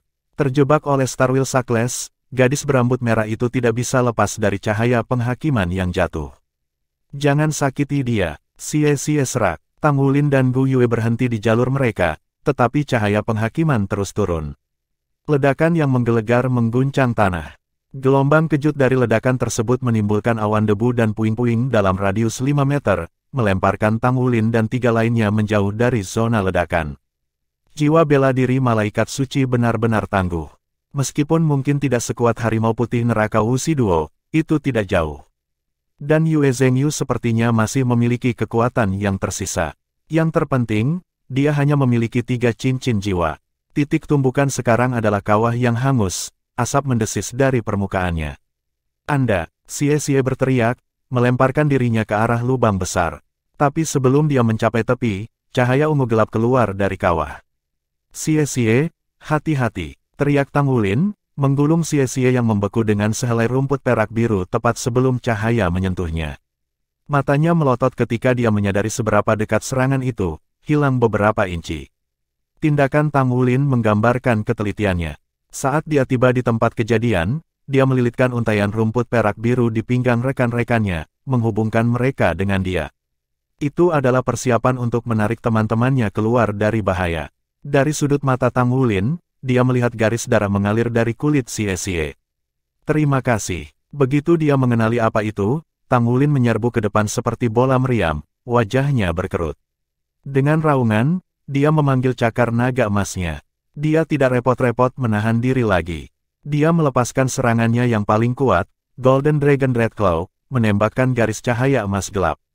Dia tidak bermain-main. Dia benar-benar ingin membunuh Xie Xie. Bahkan ketika Xie Xie menyuruh teman-temannya untuk menahan diri, dia tetap memilih untuk melancarkan serangan diam-diam. Jika Tang Wulin tidak menarik Xie Xie keluar dari jangkauan, dia pasti sudah mati sekarang. Ini bukanlah platform kenaikan roh atau dunia ilusi. Di dunia nyata, orang mati ketika mereka dibunuh. Sebelum bilah cahaya emas gelap bertabrakan dengan gadis berambut api, tubuhnya membesar, membengkak dengan kekuatan dan meledak dengan aura tirani. Tanah retak di bawah kekuatannya, radius kawah berlipat ganda, jendela kaca asrama pecah dan jatuh ke bumi seperti hujan lebat. Rahang Yue Zhengyu turun saat dia menyaksikan tontonan itu. Kesan pertamanya tentang Tang Wulin adalah siswa baru yang berhasil masuk ke Akademi Shrek karena kejeniusannya dalam pandai besi. Namun, dia sekarang mengerti betapa salahnya dia. Tang Wulin jauh lebih tangguh dari yang dia bayangkan. Bahkan dengan 3 cincin jiwanya, Yue Zhengyu merasakan hawa dingin di punggungnya ketika Tang Wulin melepaskan Dread Claw naga emasnya. Meski begitu, gadis di kawah berhasil bertahan melawan kekuatan itu. Bab 327 Konsekuensi. Gadis berambut merah itu tidak terlihat. Titan setinggi 5 meter sekarang berdiri di tempatnya. Gadis itu telah mengambil wujud baru yang jelas lebih kuat, namun darah menetes dari 5 luka panjang yang mengalir dari bahu kanannya dan turun ke lengannya. Mustahil untuk keluar dari bentrokan dengan cakar naga emas Tang Wulin tanpa terluka. Itu adalah skill yang diturunkan dari Dust Gold Dread Claw Bear. Tang Wulin juga tidak keluar tanpa cedera. Gelombang kejut dari bentrokan mereka membuatnya terbang mundur. Untungnya, Gu Yue menyulap dinding udara untuk meredam dampaknya. Tapi ketika debu mengendap dan bentuk Titan menjadi jelas, semua orang ternganga. Tubuh agung Titan memancarkan kekuatan murni, sepertinya menyempitkan atmosfer itu sendiri. Bukankah ini kera raksasa Titan? Ini kera raksasa Titan milik Yuanen. Apa yang sedang terjadi? Mengapa itu muncul di sini? Titan itu memelototi Xie dengan mata penuh amarah merah. Seolah-olah mereka berada di ambang ledakan. Di sebelah Tang Wulin, Gu Yue mengerutkan kening, angin dan hujan berputar-putar di sekelilingnya, melahirkan badai. Ke samping, Yue Zhengyu mengepakkan sayapnya dengan aura keagungan dan naik ke udara di mana dia menatapnya dengan waspada. Dia menerima Light of Judgment dan serangan cakar Tang Wulin secara langsung, tetapi tidak ada satu goresan pun padanya. Dia bukan master jiwa jahat yang sederhana. Saat keraguan merayap ke dalam hatinya, kemarahan Tang Wulin menghilang. Apakah kamu Yuanen? Tiba-tiba, gelombang tekanan menyapu ruang sekitarnya, menekan semua orang yang hadir. Yang pertama menderita adalah Yue Zhengyu, yang terlempar dari udara. Dia membanting wajah terlebih dahulu ke tanah, kawah berbentuk manusia di bawahnya. Berikutnya jatuh adalah Xie dan Su Xiaoyan. Dengan cedera Xie dan tubuh lemah Su Xiaoyan, tidak ada yang bisa melawan. Untungnya, Tang Wulin telah menarik Gu Yue ke dalam pelukannya saat gelombang tekanan dimulai. Cincin jiwa emasnya muncul dan dia mengaktifkan tubuh naga emas. Esensi darah, tebal dan kuat, keluar dari dirinya dalam upaya untuk memadamkan tekanan misterius. Meski begitu, dia bertahan tidak lebih dari 1 detik sebelum juga jatuh berlutut. Dibandingkan dengan yang lain, Yuanen bertahan paling lama. Dia meraung memberontak sebelum jatuh ke posisi merangkak. Konon, dia menjulang di atas yang lain, nyala api yang membara di matanya. Tapi hanya itu perlawanan yang bisa dia kumpulkan. Di mata kekuatan ini, mereka hanyalah semut. 2 sosok berusia 30-an turun dari langit. Satu memegang 7 cincin jiwa yang berkilauan dan 6 lainnya. Mungkin yang paling mengejutkan dari semuanya adalah baju besi mereka yang bersinar. Baju perang, itu pasti baju perang. Perbedaan kekuatan antara mereka dan guru jiwa bercincin 6 atau 7, meski besar, tidak akan menekan para pemuda secara menyeluruh. Dominasi seperti itu dimungkinkan karena efek amplifikasi dari armor perang. Dengan perlengkapan perang, kekuatan pengguna akan meningkat 2 level cincin jiwa. Dari desain kompleks armor, mereka harus berada di level 2 kata. Sekarang ini adalah baju perang yang sebenarnya. Apa yang terjadi di sini? Mengapa kalian para siswa yang bekerja berkelahi? Suara dingin master baju besi pertempuran 7 cincin itu seperti seember air dingin di atas kepala mereka. Melihat Xie yang terluka, dia mengangkat 1 jari, menembakkan seberkas cahaya ke tubuhnya. Sesaat kemudian, dada Xie berhenti berdarah. Yue Zhengyu berjuang untuk bangkit dari tanah, wajahnya masih berdebu dan merah karena benturan. Pelaporan. Dengan lambaian tangannya, Master Armor Pertempuran 7 Cincin menghilangkan tekanan yang membebani para siswa. Berbicara, Yue Zhengyu menunjuk ke arah Yuanen tanpa ragu. Itu dia adalah Master Jiwa Jahat. Jiwa bela dirinya yang kedua adalah Malaikat Jatuh. Dia menyusup ke asrama siswa kami yang bekerja dan menyerang Xie di malam hari. Dia bahkan mengatakan dia akan membunuhnya. Ketika kami menemukan Xie dalam keadaan compang camping, kami bergegas untuk menaklukkannya dan akhirnya terlibat dalam pertempuran. Penegak hukum yang terhormat, tolong tangkap dia. Saya yakin Anda akan menemukan kebenaran dalam kata-kata saya setelah beberapa penyelidikan. Petugas 7 cincin itu menatap Yuanen dengan ragu. Apakah kamu Yuanen kelas 2? Tubuh Yuanen dengan cepat menyusut sampai dia sekali lagi menjadi gadis berambut merah yang tampak lembut. Karena transformasinya merusak seragamnya, membuatnya hancur berkeping-keping, yang dia pakai sekarang hanyalah setelan hitam ketat. Dia mengenakan jaket sebelum membalas tatapan dingin si penegak hukum. Saya, apa yang sedang terjadi? Petugas itu memandangnya dengan ragu. Kamu adalah ketua kelas 2. Mengapa Anda menyerang siswa lain? Tanyakan saja padanya. Wajah Yuanen memerah saat dia mengarahkan jari ke arah Xie. Wajah Xie berkerut kesakitan saat dia berjuang untuk bangun. Sementara pendarahan mungkin telah berhenti, energi gelap pedang Yuanen masih menyerang dan merusak meridiannya. Jika bukan karena atribut cahaya belati naga cahaya, kondisinya akan jauh lebih buruk.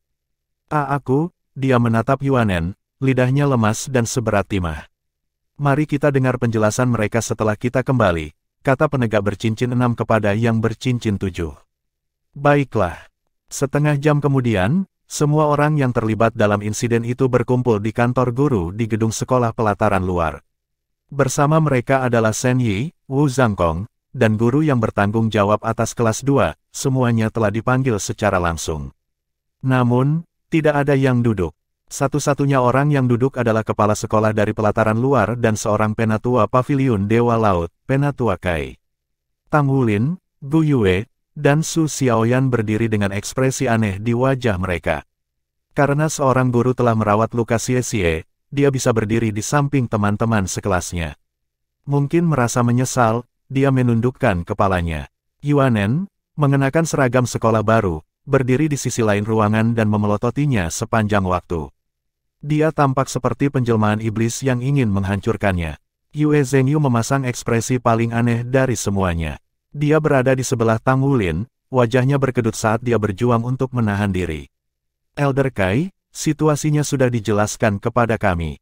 Pertarungan kali ini semua karena kesalahpahaman. Salah paham. Kesalahpahaman yang diikuti oleh semua siswa yang bekerja. Di mana seseorang terluka, katakan padaku, apa kesalahpahaman ini? Kata-kata Penatua Kai penuh dengan bahaya. Dari penyelidikan kami telah menyimpulkan bahwa siswa yang bekerja di kelas 1, Xie, pergi jalan-jalan sore.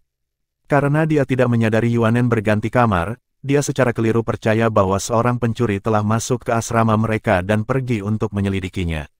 Namun, Yuanen Yehui kebetulan sedang mandi saat itu, topeng keseriusan penegak itu retak, memperlihatkan ekspresi canggung. Mata Tang Wulin mengarah ke Yuanen. Jadi nama lengkapnya sebenarnya adalah Yuanen Yehui.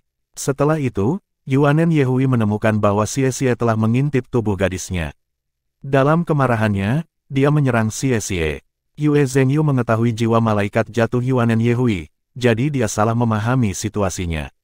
Belakangan, Tang Wulin, Su Xiaoyan, dan Gu Yue juga tiba di tempat kejadian dan juga salah paham. Inilah yang menyebabkan pertempuran mereka. Penatua Kai terdiam setelah mendengarkan penjelasan penegak hukum. Setelah beberapa detik menenangkan diri, dia berbicara, suhu di dalam ruangan turun dengan setiap kata yang berurutan. Jadi maksudmu ini semua karena bocah Xie itu mengintip seorang gadis. Sepanjang malam itu menjadi satu kejutan demi kejutan berikutnya. Dan sekarang Tetua Kai meringkas seluruh kejadian dengan cara ini, situasinya bahkan lebih tidak terduga. Jelas, dia berdiri di sisi Yuanen. Xie yang malang akan dihukum berat. Tang Wulin maju selangkah, menarik perhatian ruangan. Penatua Kai, tidak seperti itu. Satu-satunya alasan Xie berada di luar kamar Yuanen adalah karena dia mengira seseorang telah masuk ke asrama kami. Dia sama sekali tidak tahu Yuanen tinggal di sana. Itu benar-benar hanya kesalahpahaman. Biasanya, Penatua Kai biasanya tidak muncul untuk mengawasi hal-hal sepele seperti itu. Tetapi dalam kasus khusus ini, dia juga adalah guru yang bertanggung jawab atas kelas 1. Oleh karena itu, adalah tanggung jawabnya untuk mencari tahu apa yang terjadi. Elder Kai mengarahkan tatapan tenang pada Tang Wulin. Jadi maksudmu Yuanen Yehui harus membiarkan orang lain melihat tubuhnya secara gratis? Itu, Tang Wulin bingung. Tidak ada yang benar atau salah dalam situasi ini. Penatua Kai mendengus. Masalahnya sudah jelas. Kalian berenam siswa yang bekerja sangat sedikit. Kamu baru di sini berapa lama? Namun Anda telah menyebabkan keributan seperti itu. Jika saya tidak menghukum Anda, maka surga tidak akan adil. Xie, sebagai penghasut utama, Anda akan didenda 5.000 poin kontribusi. Saya tidak peduli jika ini adalah kesalahpahaman di pihak Anda dan saya tidak peduli jika Anda memiliki niat baik. 3 bulan adalah semua yang Anda dapatkan. Jika Anda tidak membayar denda sebelum itu, Anda akan dikeluarkan. Selain itu, Anda akan membayar Yuanen Yehui 10.000 poin kontribusi sebagai kompensasi trauma mental. Anda punya waktu 1 tahun untuk membayarnya. Bab 328 Dunia Tidak Adil. Tang Wulin menghela nafas. Tidak ada yang bisa dilakukan saat itu. Saya hanya harus membantu Xie melunasi utangnya. Xie, apakah kamu menerima hukumanmu? Tanya Penatua Kai. Menanggapi kata-kata itu, Xie menunduk. Ya, saya menerimanya. Ini semua salahku. Jika saya berusaha untuk lebih sadar tentang apa yang terjadi di sekitar saya, Yuanen Yehui tidak akan harus menderita rasa malu seperti itu. Saya akan menerima hukuman. Petik 2. Melihat ketulusan di matanya, Penatua Kai mengangguk, ekspresinya melembut. Dia berbalik ke Yuanen. Yuanen Yehui, dia mengintipmu dan mengaku bersalah. Namun, Anda masih salah melukai dia karena kemarahan Anda. Menurut penyelidikan, jika bukan karena siswa lain melangkah untuk menghentikanmu, kamu mungkin benar-benar telah membunuh Xie. Saya bisa memahami rasa malu Anda sebagai seorang gadis, tetapi kesalahan Xie tidak sebanding dengan hidupnya. Selain itu, Anda sudah melukainya, jadi jangan berpikir untuk membalasnya nanti. Petik 2. Napas Yuanen Yehui semakin memburuk seiring yang kedua, rahang kencang dan tangan mengepal, tetapi dia berhasil tetap diam. Di dalam mata Penatua Kai bersinar cahaya perseptif, gelombang tekanan langsung menimpa semua orang yang hadir. Yuanen Yehui akhirnya mengangguk, air mata mengalir di wajahnya. Puas, Penatua Kai menoleh ke Yue Zhengyu. Adapun Anda, Yue Zhengyu, saya tahu bahwa klan malaikat suci Anda mengambilnya untuk membasmi tuan jiwa jahat, tapi Yuanen Yehui bukan salah satu. Dia memiliki jiwa bela diri kembar, dengan yang utama adalah Titan Giant AP. Selain itu, Akademi bahkan telah menyelidikinya dan menilai bahwa dia bukan master jiwa jahat. Meskipun telah diperingatkan oleh penegak hukum sebelumnya, Anda memilih untuk bertindak secara independen terhadapnya. Karena Anda mengabaikan penilaian Akademi, kami tidak dapat memaafkan Anda atas tindakan Anda saat ini. Untuk hukuman Anda harus membersihkan Spirit Ice Plaza sendiri selama sebulan penuh. Selain itu, Anda akan membayar 5.000 poin kontribusi kepada Yuanen Yehui untuk trauma mentalnya, mengerti? Petik 2. Aku, Yue Zhengyu masih tidak percaya dia telah melakukan kesalahan dan enggan menerima hukuman. Namun, sebagai anggota klan malaikat suci, dia mengerti betapa mengerikannya Douluo bulan perak. Berbicara kembali bukan pilihan baginya. Dia bisa memecahkan sesuatu dengan seberapa cepat dia mengangguk. Aku akan menerima hukumanku. Petik 2. Penatua Kai sekarang mengarahkan pandangan singa pada Tang Wulin, Gu Yue, dan Su Xiaoyan. Sebagai siswa yang bekerja, kamu harusnya memahami situasinya dengan jelas sebelum bertindak. Terutama kamu, Tang Wulin. Jangan lupa Anda adalah ketua kelas 1. Namun, kalian semua dituduh seperti orang idiot. Saya tidak peduli apa yang Anda pikirkan situasinya, Anda semua salah menangani situasinya. Kecuali untuk Gu Yue yang tidak bertindak, dan karenanya tidak akan dihukum. Su Xiaoyan, Anda didenda 1.000 poin kontribusi, dan Tang Wulin, Anda didenda 10.000 poin kontribusi. 5 dari 10.000 itu harus dibayarkan kepada Yuanen Yehui sebagai kompensasi trauma mental. Dipahami. Petik 2. Apa? Tang Wulin mengangkat kepalanya untuk melihat Penatua Kai, mata terbelalak. 10.000, tapi Xie didenda 15.000 karena mengintipnya. Mengapa saya didenda sangat banyak ketika saya bahkan tidak melakukan apa-apa? Saya tidak menerima ini. Tang Wulin berkata tanpa ragu sedikit pun. Dia akan baik-baik saja dengan hukuman seperti yang dilakukan Yue Zhengyu, tetapi itu berbeda ketika datang ke uang. Ribuan logam sulingan kelas 1 bisa dijual dengan harga sekitar 2.000 poin kontribusi, tetapi itu tidak memperhitungkan biaya material. Mengakuisisi logam untuk menempa mengambil sebagian besar dari keuntungannya. Semua orang menatapnya kaget saat kata-kata itu keluar dari mulutnya. Dia benar-benar berani berbicara kembali dengan Penatua Kai. Kamu tidak menerima 20.000 saat itu, kata Penatua Kai dengan acuh tak acuh. Gu Yue melangkah maju. Ini tidak adil. Petik 2. Penatua Kai mencibir. Kamu semua harus ingat ini, kamu berada di dunia nyata sekarang. Keadilan, itu konyol. Jika Anda tidak memiliki kekuatan, bagaimana Anda bisa berpikir untuk berbicara tentang keadilan? Jika Anda adalah negara kecil dan negara tetangga yang lebih besar menyerang Anda, apakah Anda akan mengeluh kepada mereka tentang ketidakadilan? Apakah Anda pikir mereka akan mundur dari pasukan mereka, atau malah bertempur melawan Anda 1 lawan 1? Kembalilah dan bicarakan padaku tentang bersikap adil ketika kamu memiliki kekuatan untuk berdiri di tanah yang sama denganku. Jika Anda masih tidak menerima ini, maka Anda bisa keluar saja. Petik 2. Penatua Kai bangkit dan menyerbu keluar, meninggalkan kata-kata ini tetap di udara. Tang Wulin berdiri di sana, tercengang. Dia tidak tahu apakah harus tertawa atau menangis. Meskipun dia tidak mau mengakuinya, dia tahu Penatua Kai benar. Dia mencubit pahanya saat dia berjuang untuk menenangkan napasnya. Di dunia ini, keadilan tidak ada. Tidak, itu hanya bisa dicapai melalui fondasi kekuatan. Yang kuat membuat aturan, bukan yang lemah. Tetapi dia tidak tahan memikirkan harus membayar 20.000 poin. Hukuman saya bahkan lebih buruk daripada Xie. Siapa yang mencoba memancing siapa di sini?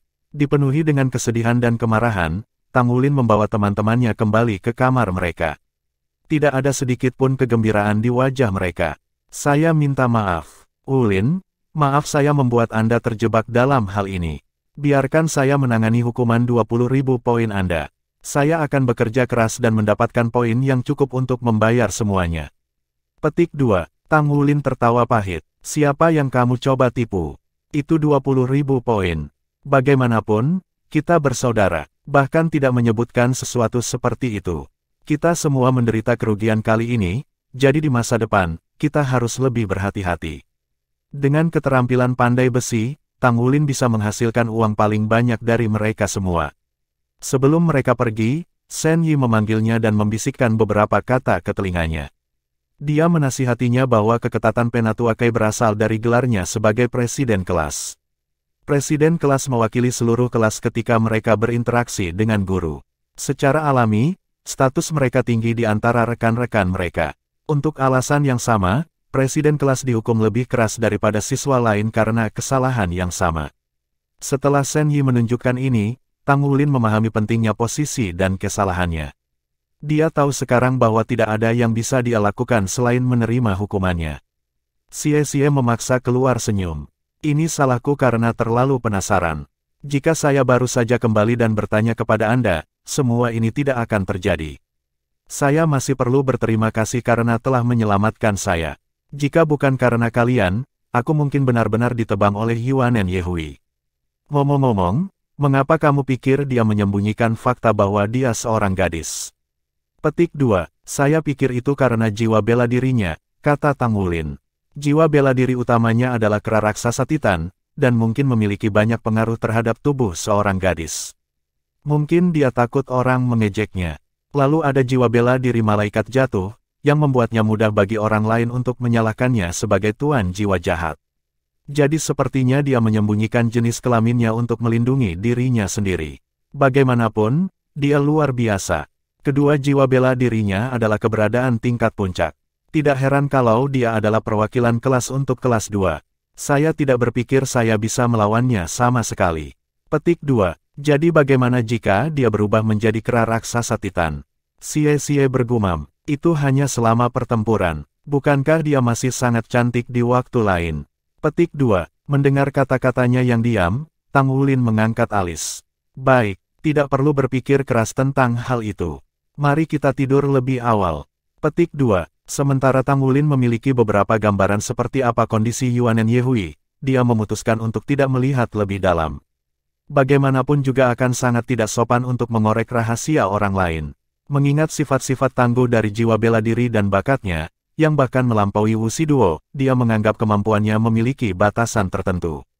Jika itu tidak terjadi, maka Tang Wulin tidak mengerti mengapa jiwa bela diri keduanya juga tidak memiliki 3 cincin jiwa. Setelah naik ke tempat tidur, Tang Wulin melompat ke meditasi. Dia fokus pada sirkulasi kekuatan jiwa ke seluruh tubuhnya melalui metode surga misterius. Dalam dantiannya membentuk pusaran kekuatan jiwa, mengisap lebih banyak energi itu dan menyebarkannya di antara tubuhnya. Esensi darahnya mengalir melalui meridiannya, mempercepat sirkulasi. Meskipun tingkat peningkatan jiwa bela diri dan jiwanya lambat, kecepatan kultivasinya mengimbangi kecepatan pengguna jiwa bela diri yang kuat. Pada tanda-tanda pertama cahaya menembus cakrawala, ia beralih ke mempraktikkan Purple Demon Eyes-nya. Setelah itu sarapan bersama teman-temannya. Dia melihat Xie dan mengerutkan kening. Meskipun Xie telah dirawat malam sebelumnya, dia masih pucat karena kehilangan darah. Dalam perjalanan ke kelas, Su Xiaoyan menggodanya karena mengintip apa yang seharusnya tidak dilihatnya dan bahwa luka-lukanya hanya melayaninya dengan benar. Kesuraman berkeliaran di sekitar Xie, membuatnya tampak seperti bayangan dirinya sebelumnya. Seolah-olah dia membawa beban berat di hatinya. Apa yang terjadi, Xie? Apakah Anda masih berpikir tentang apa yang terjadi kemarin? Tang Wulin menyikutnya dengan siku. Ya, Xie mengangkat kepalanya dan menatap lurus ke mata Tang Wulin. Wulin, apa menurutmu aku bertingkah mengerikan kemarin? Seorang gadis jelas akan marah jika seseorang mengintipnya, bukan? Petik 2. Tang Wulin mengangkat bahu. Tentu saja, Anda melihatnya telanjang. Jadi, Anda harus cepat mendapatkan cukup uang untuk mengimbanginya. Tapi hati-hati jika Anda bertemu dengannya lagi. Sama sekali tidak melakukan apapun untuk membuatnya marah. Dia benar-benar berusaha membunuhmu kemarin, tahu. Petik 2. Xie mengangguk dalam diam. Segera, keempat menemukan Wu Zhangkong menunggu mereka di ruang kuliah.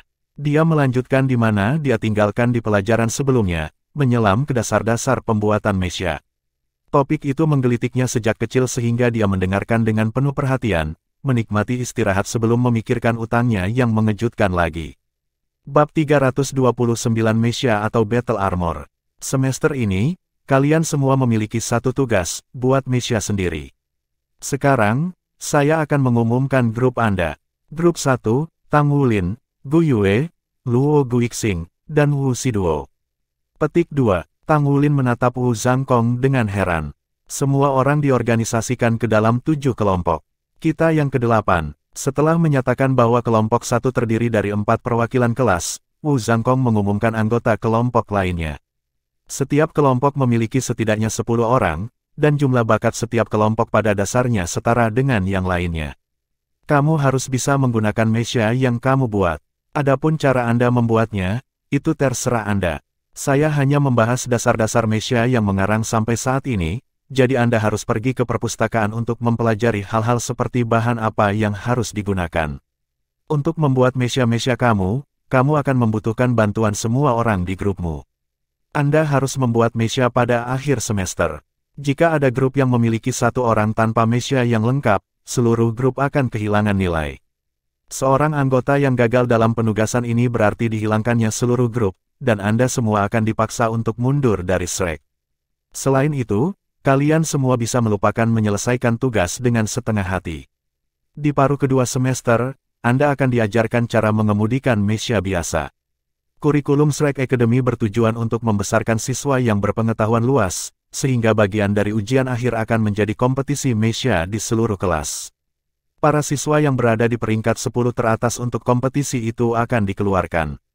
Petik 2. Proklamasi Wu Zhangkong mengirim rasa takut pada semua orang dan meningkatkan tekanan mereka.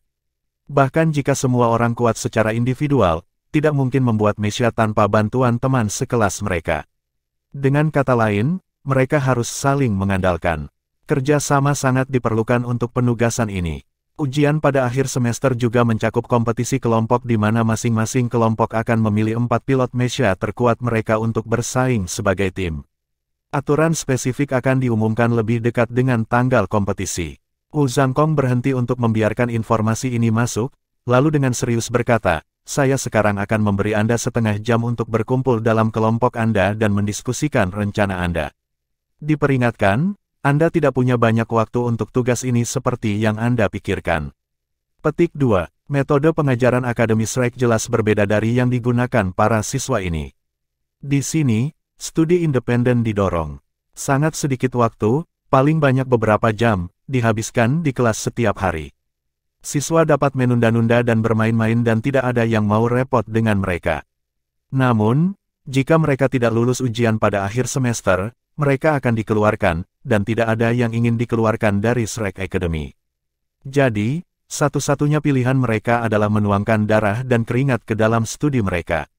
Sudah menjadi aturan lama bahwa 10 siswa yang berperingkat di bagian bawah kelas akan dikeluarkan pada akhir setiap semester. Itu 10% dari kelas. Bahaya ini mendorong semua orang, terutama siswa yang lebih lemah, untuk bekerja keras. Bagi mereka, kemungkinan pengusiran itu terlalu nyata. Sama seperti Tang Wulin akan mulai membahas rencana dengan kelompoknya, dia merasakan tatapan seseorang. Setelah berbalik untuk melihat siapa yang menatapnya, dia melihat Su Xiaoyan dengan ekspresi sedih di wajahnya. Kekhawatiran memenuhi matanya. Dalam hal kekuatan keseluruhan, Su Xiaoyan adalah yang terlemah dari 4 di kelas 0. Dia juga lemah secara individu dan hanya menebusnya dengan mengambil keuntungan dari pembukaan di pertarungan tim. Namun, dalam pertempuran 1 lawan 1, hampir semua orang bisa mengalahkannya, bahkan jika itu malam hari. Meskipun keterampilan jiwa atribut astrologi memiliki kekuatan absolut, Su Xiaoyan tidak bisa bergerak ketika dia menggunakannya. Dia tidak bisa menindaklanjuti dengan serangan sementara lawannya ditahan. Tang Wulin berdiri dan berjalan ke Su Xiaoyan. Merasa cemas, Su Xiaoyan mengangguk. Jangan terlalu memikirkannya, kata Tang Wulin. Berusahalah mencapai peringkat 30 untuk saat ini. Master Jiwa mendapatkan lonjakan kekuatan besar di peringkat 30, Anda tahu. Kami akan membantu Anda membuat mecha yang sesuai dengan kekuatan Anda saat itu. Selain itu, kami hanya membuat mecha sampai kami beralih ke Battle Armor. Kami pasti akan lulus ujian akhir kami. Petik 2. Su Xiaoyan mengangguk, semangatnya diperbarui. Aku akan melakukan yang terbaik. Petik 2. Tang Wulin kembali ke kelompoknya dan memandang Gu Yue, Luo Guixing, dan Wu Shiduo. Kelompok kami tidak sesederhana yang terlihat, katanya. Kami sudah menyiapkan pekerjaan untuk kami. Saya menempa, desain Gu Yue, Luo Guixing, dan Wu Shiduo akan mengurus pemeliharaan. Namun, kami masih memiliki beberapa hal yang perlu kami putuskan. Mecha macam apa yang cocok untuk kita masing-masing? Bahan apa yang akan kita gunakan? Inilah yang saya usulkan, kita akan membeli logam kita sendiri. Gu Yue akan merancang desain yang sesuai, dan kemudian saya akan menempa mereka. Saya menjamin bahwa setiap bagian setidaknya akan menjadi 1000 tingkat pertama. Petik 2. Setiap bagian. Luo Guixing menatapnya dengan kaget. Berapa tingkat keberhasilanmu? Tang Wulin menatap matanya dan menunjukkan senyum nakal. 100%. Petik 2. Tang Wulin biasanya tidak akan membual tentang tingkat keberhasilannya, tetapi setelah berhasil memurnikan semangat dan mencapai peringkat kelima, 1000 pemurnian kelas 1 jauh dari mudah baginya. Selain itu, palu peraknya yang berat telah berevolusi menjadi roh halus, lebih jauh membantunya ketika dia menempa. Sama seperti Luo Guixing, Wu Shiduo juga tidak bisa menyembunyikan keterkejutannya. Ribuan kelas 1 yang dimurnikan sudah cukup bagus untuk membuat baju perang. Menggunakan bahan seperti itu untuk membuat mecha sangat boros. Jika mereka benar-benar menggunakan logam dengan kualitas seperti itu, mecha mereka akan memiliki keunggulan luar biasa terhadap orang lain dari tingkat yang sama. Tiba-tiba, Gu Yue berbicara. Kalau begitu, ayo buat armor perang saja. Kita bisa melewatkan pembuatan mecha. Kata-katanya mengejutkan Wu Shiduo dan Luo Guixing. Ribuan logam olahan adalah persyaratan dasar untuk membuat baju perang, lanjut Gu Yue. Karena kelas 1000 yang dimurnikan sudah dekat dengan roh yang dimurnikan dan memiliki beberapa petunjuk kehidupan, kita harus bisa membuat satu kata armor perang. Kami adalah dewan kelas, jadi kami harus melakukan yang lebih baik daripada rekan-rekan kami. Belajar bagaimana mengendalikan mecha hanya membuang-buang waktu. Kita akan menjadi tuan baju perang di masa depan.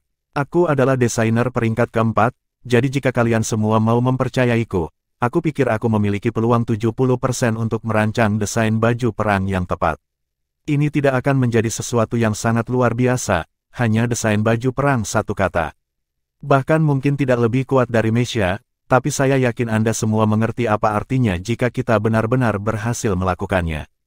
Petik 2. Tang Wulin sama terkejutnya dengan yang lain, tetapi dia harus mengakui bahwa, meskipun berani dan ceroboh, proposal Gu Yue masuk akal.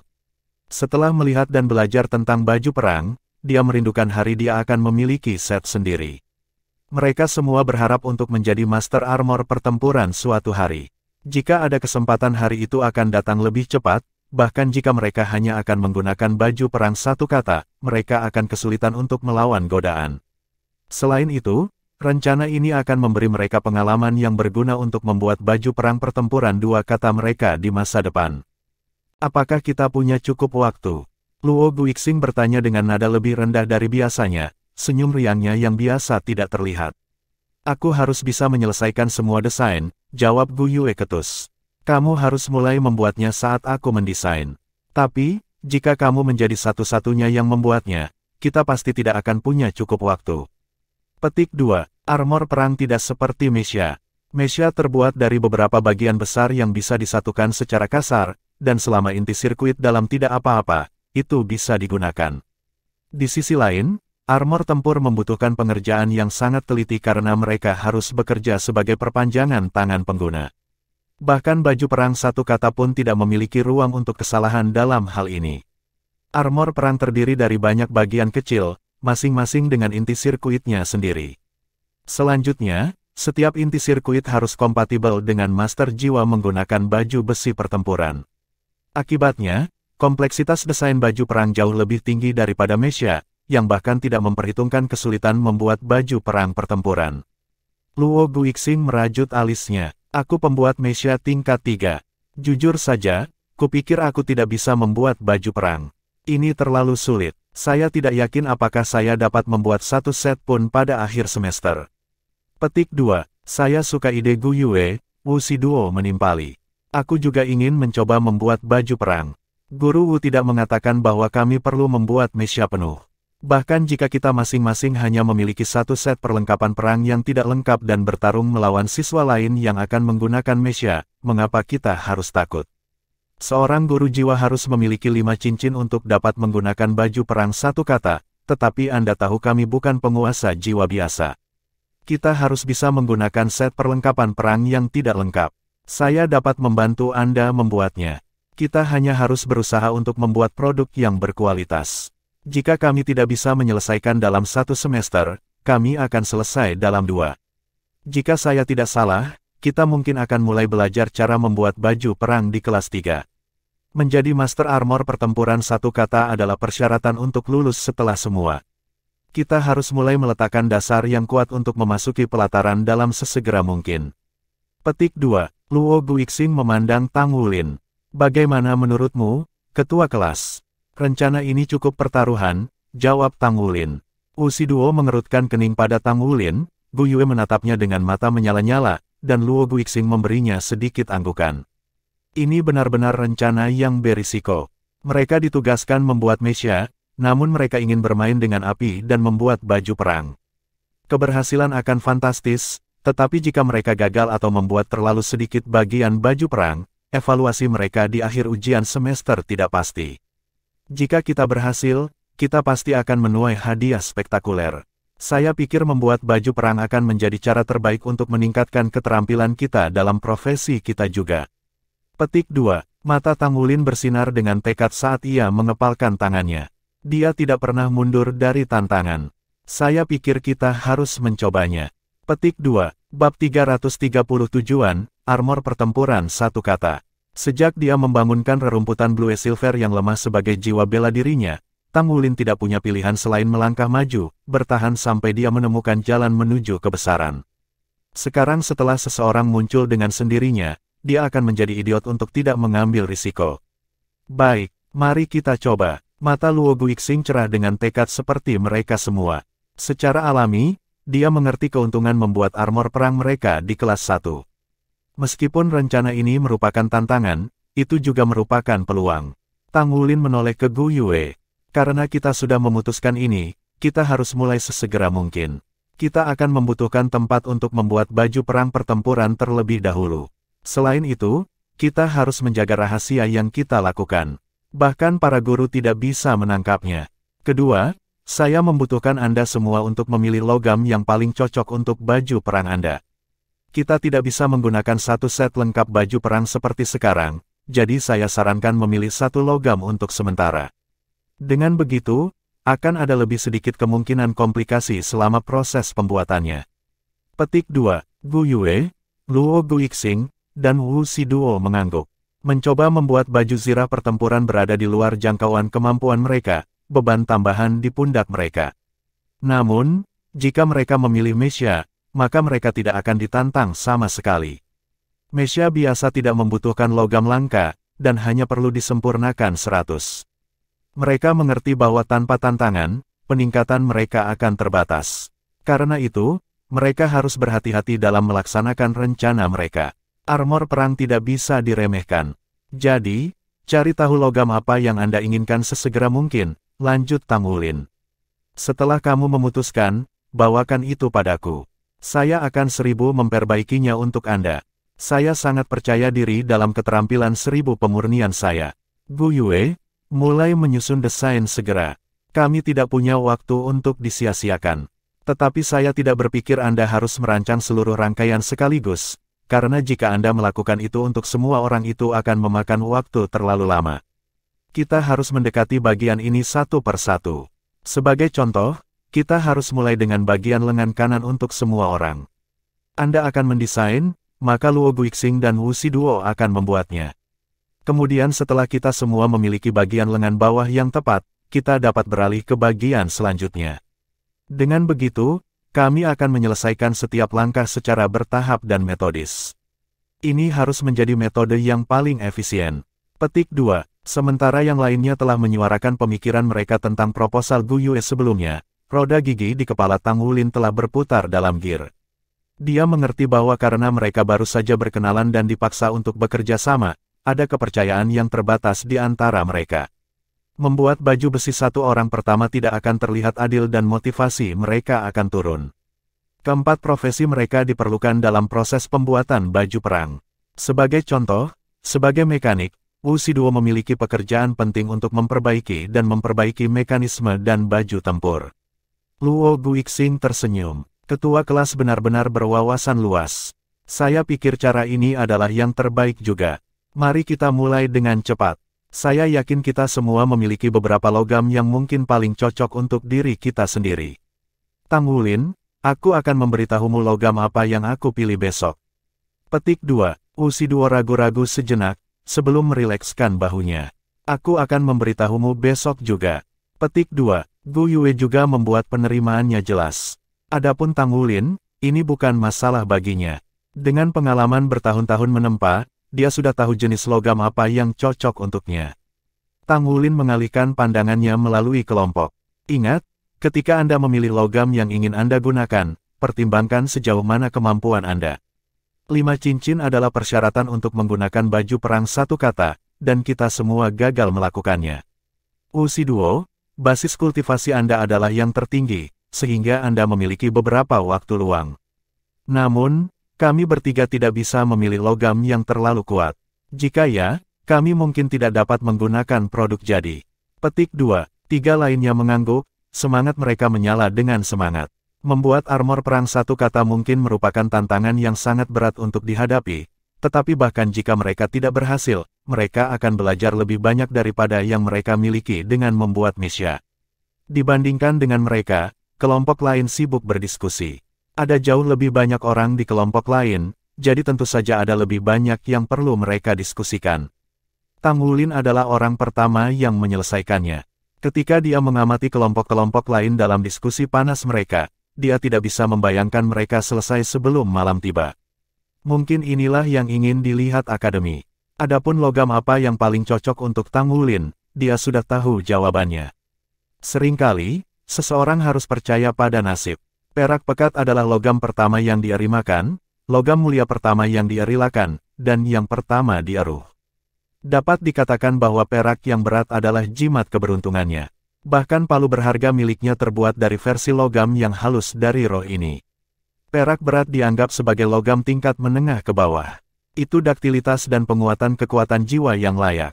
Armor perang satu kata yang dia rencanakan untuk dibuat adalah batu loncatan penting di jalannya untuk menjadi master armor pertempuran yang lengkap. Namun, tujuannya saat ini bukan untuk menciptakan baju perang satu kata yang kuat, tetapi untuk berhasil membuatnya di tempat pertama. Dia harus berhasil dan menemukan jenis baju perang yang paling cocok untuknya. Lagi pula, hanya 2 kata armor tempur yang bisa melebur dengan tubuh penggunanya, dan barulah itu dianggap sebagai armor pertempuran yang sebenarnya.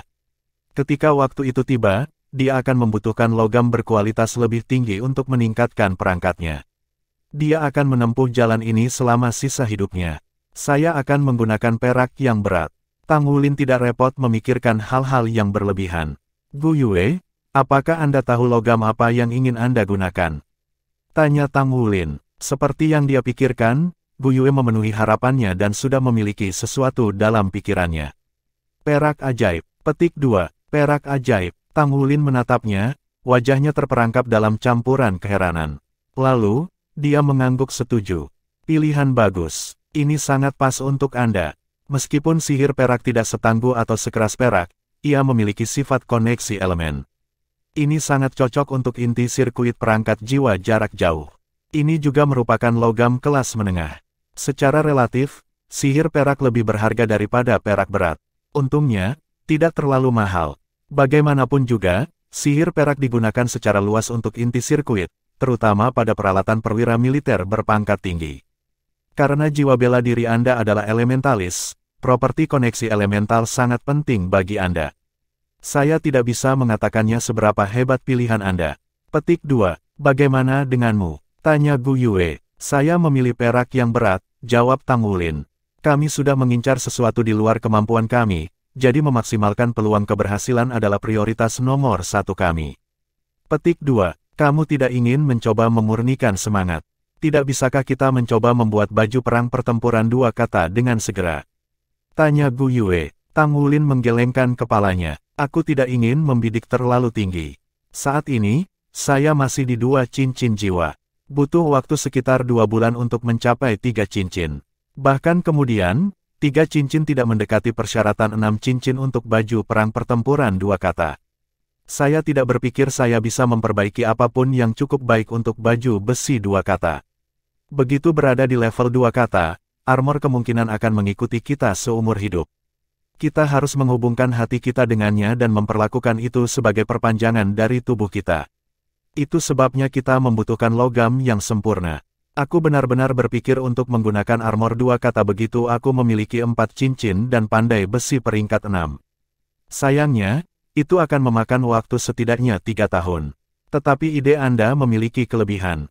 Setelah kami memiliki pengalaman membuat baju besi 1 kata, akan lebih mudah untuk membuat baju besi 2 kata di masa depan. Jadi, inilah yang aku pikirkan. Kita akan menyelesaikan 1 set lengkap baju perang dalam waktu 2 tahun dan kemudian menguasai menggunakannya. Begitu kita memasuki kelas 4, kita mungkin bisa mulai dengan armor 2 kata. Jika kita dapat menyelesaikan set 2 kata sebelum ujian kelulusan, maka akan mudah untuk memasuki pelataran dalam. Petik 2. Gu Yue mengangguk setuju. Itu masuk akal. Kita seharusnya tidak menggigit lebih dari yang bisa kita kunyah. Bagaimana dengan Xie Xie dan Su Xiaoyan? Mereka lebih lemah dalam profesi mereka. Saya tidak berpikir hal-hal akan berjalan dengan baik di grup mereka. Petik 2.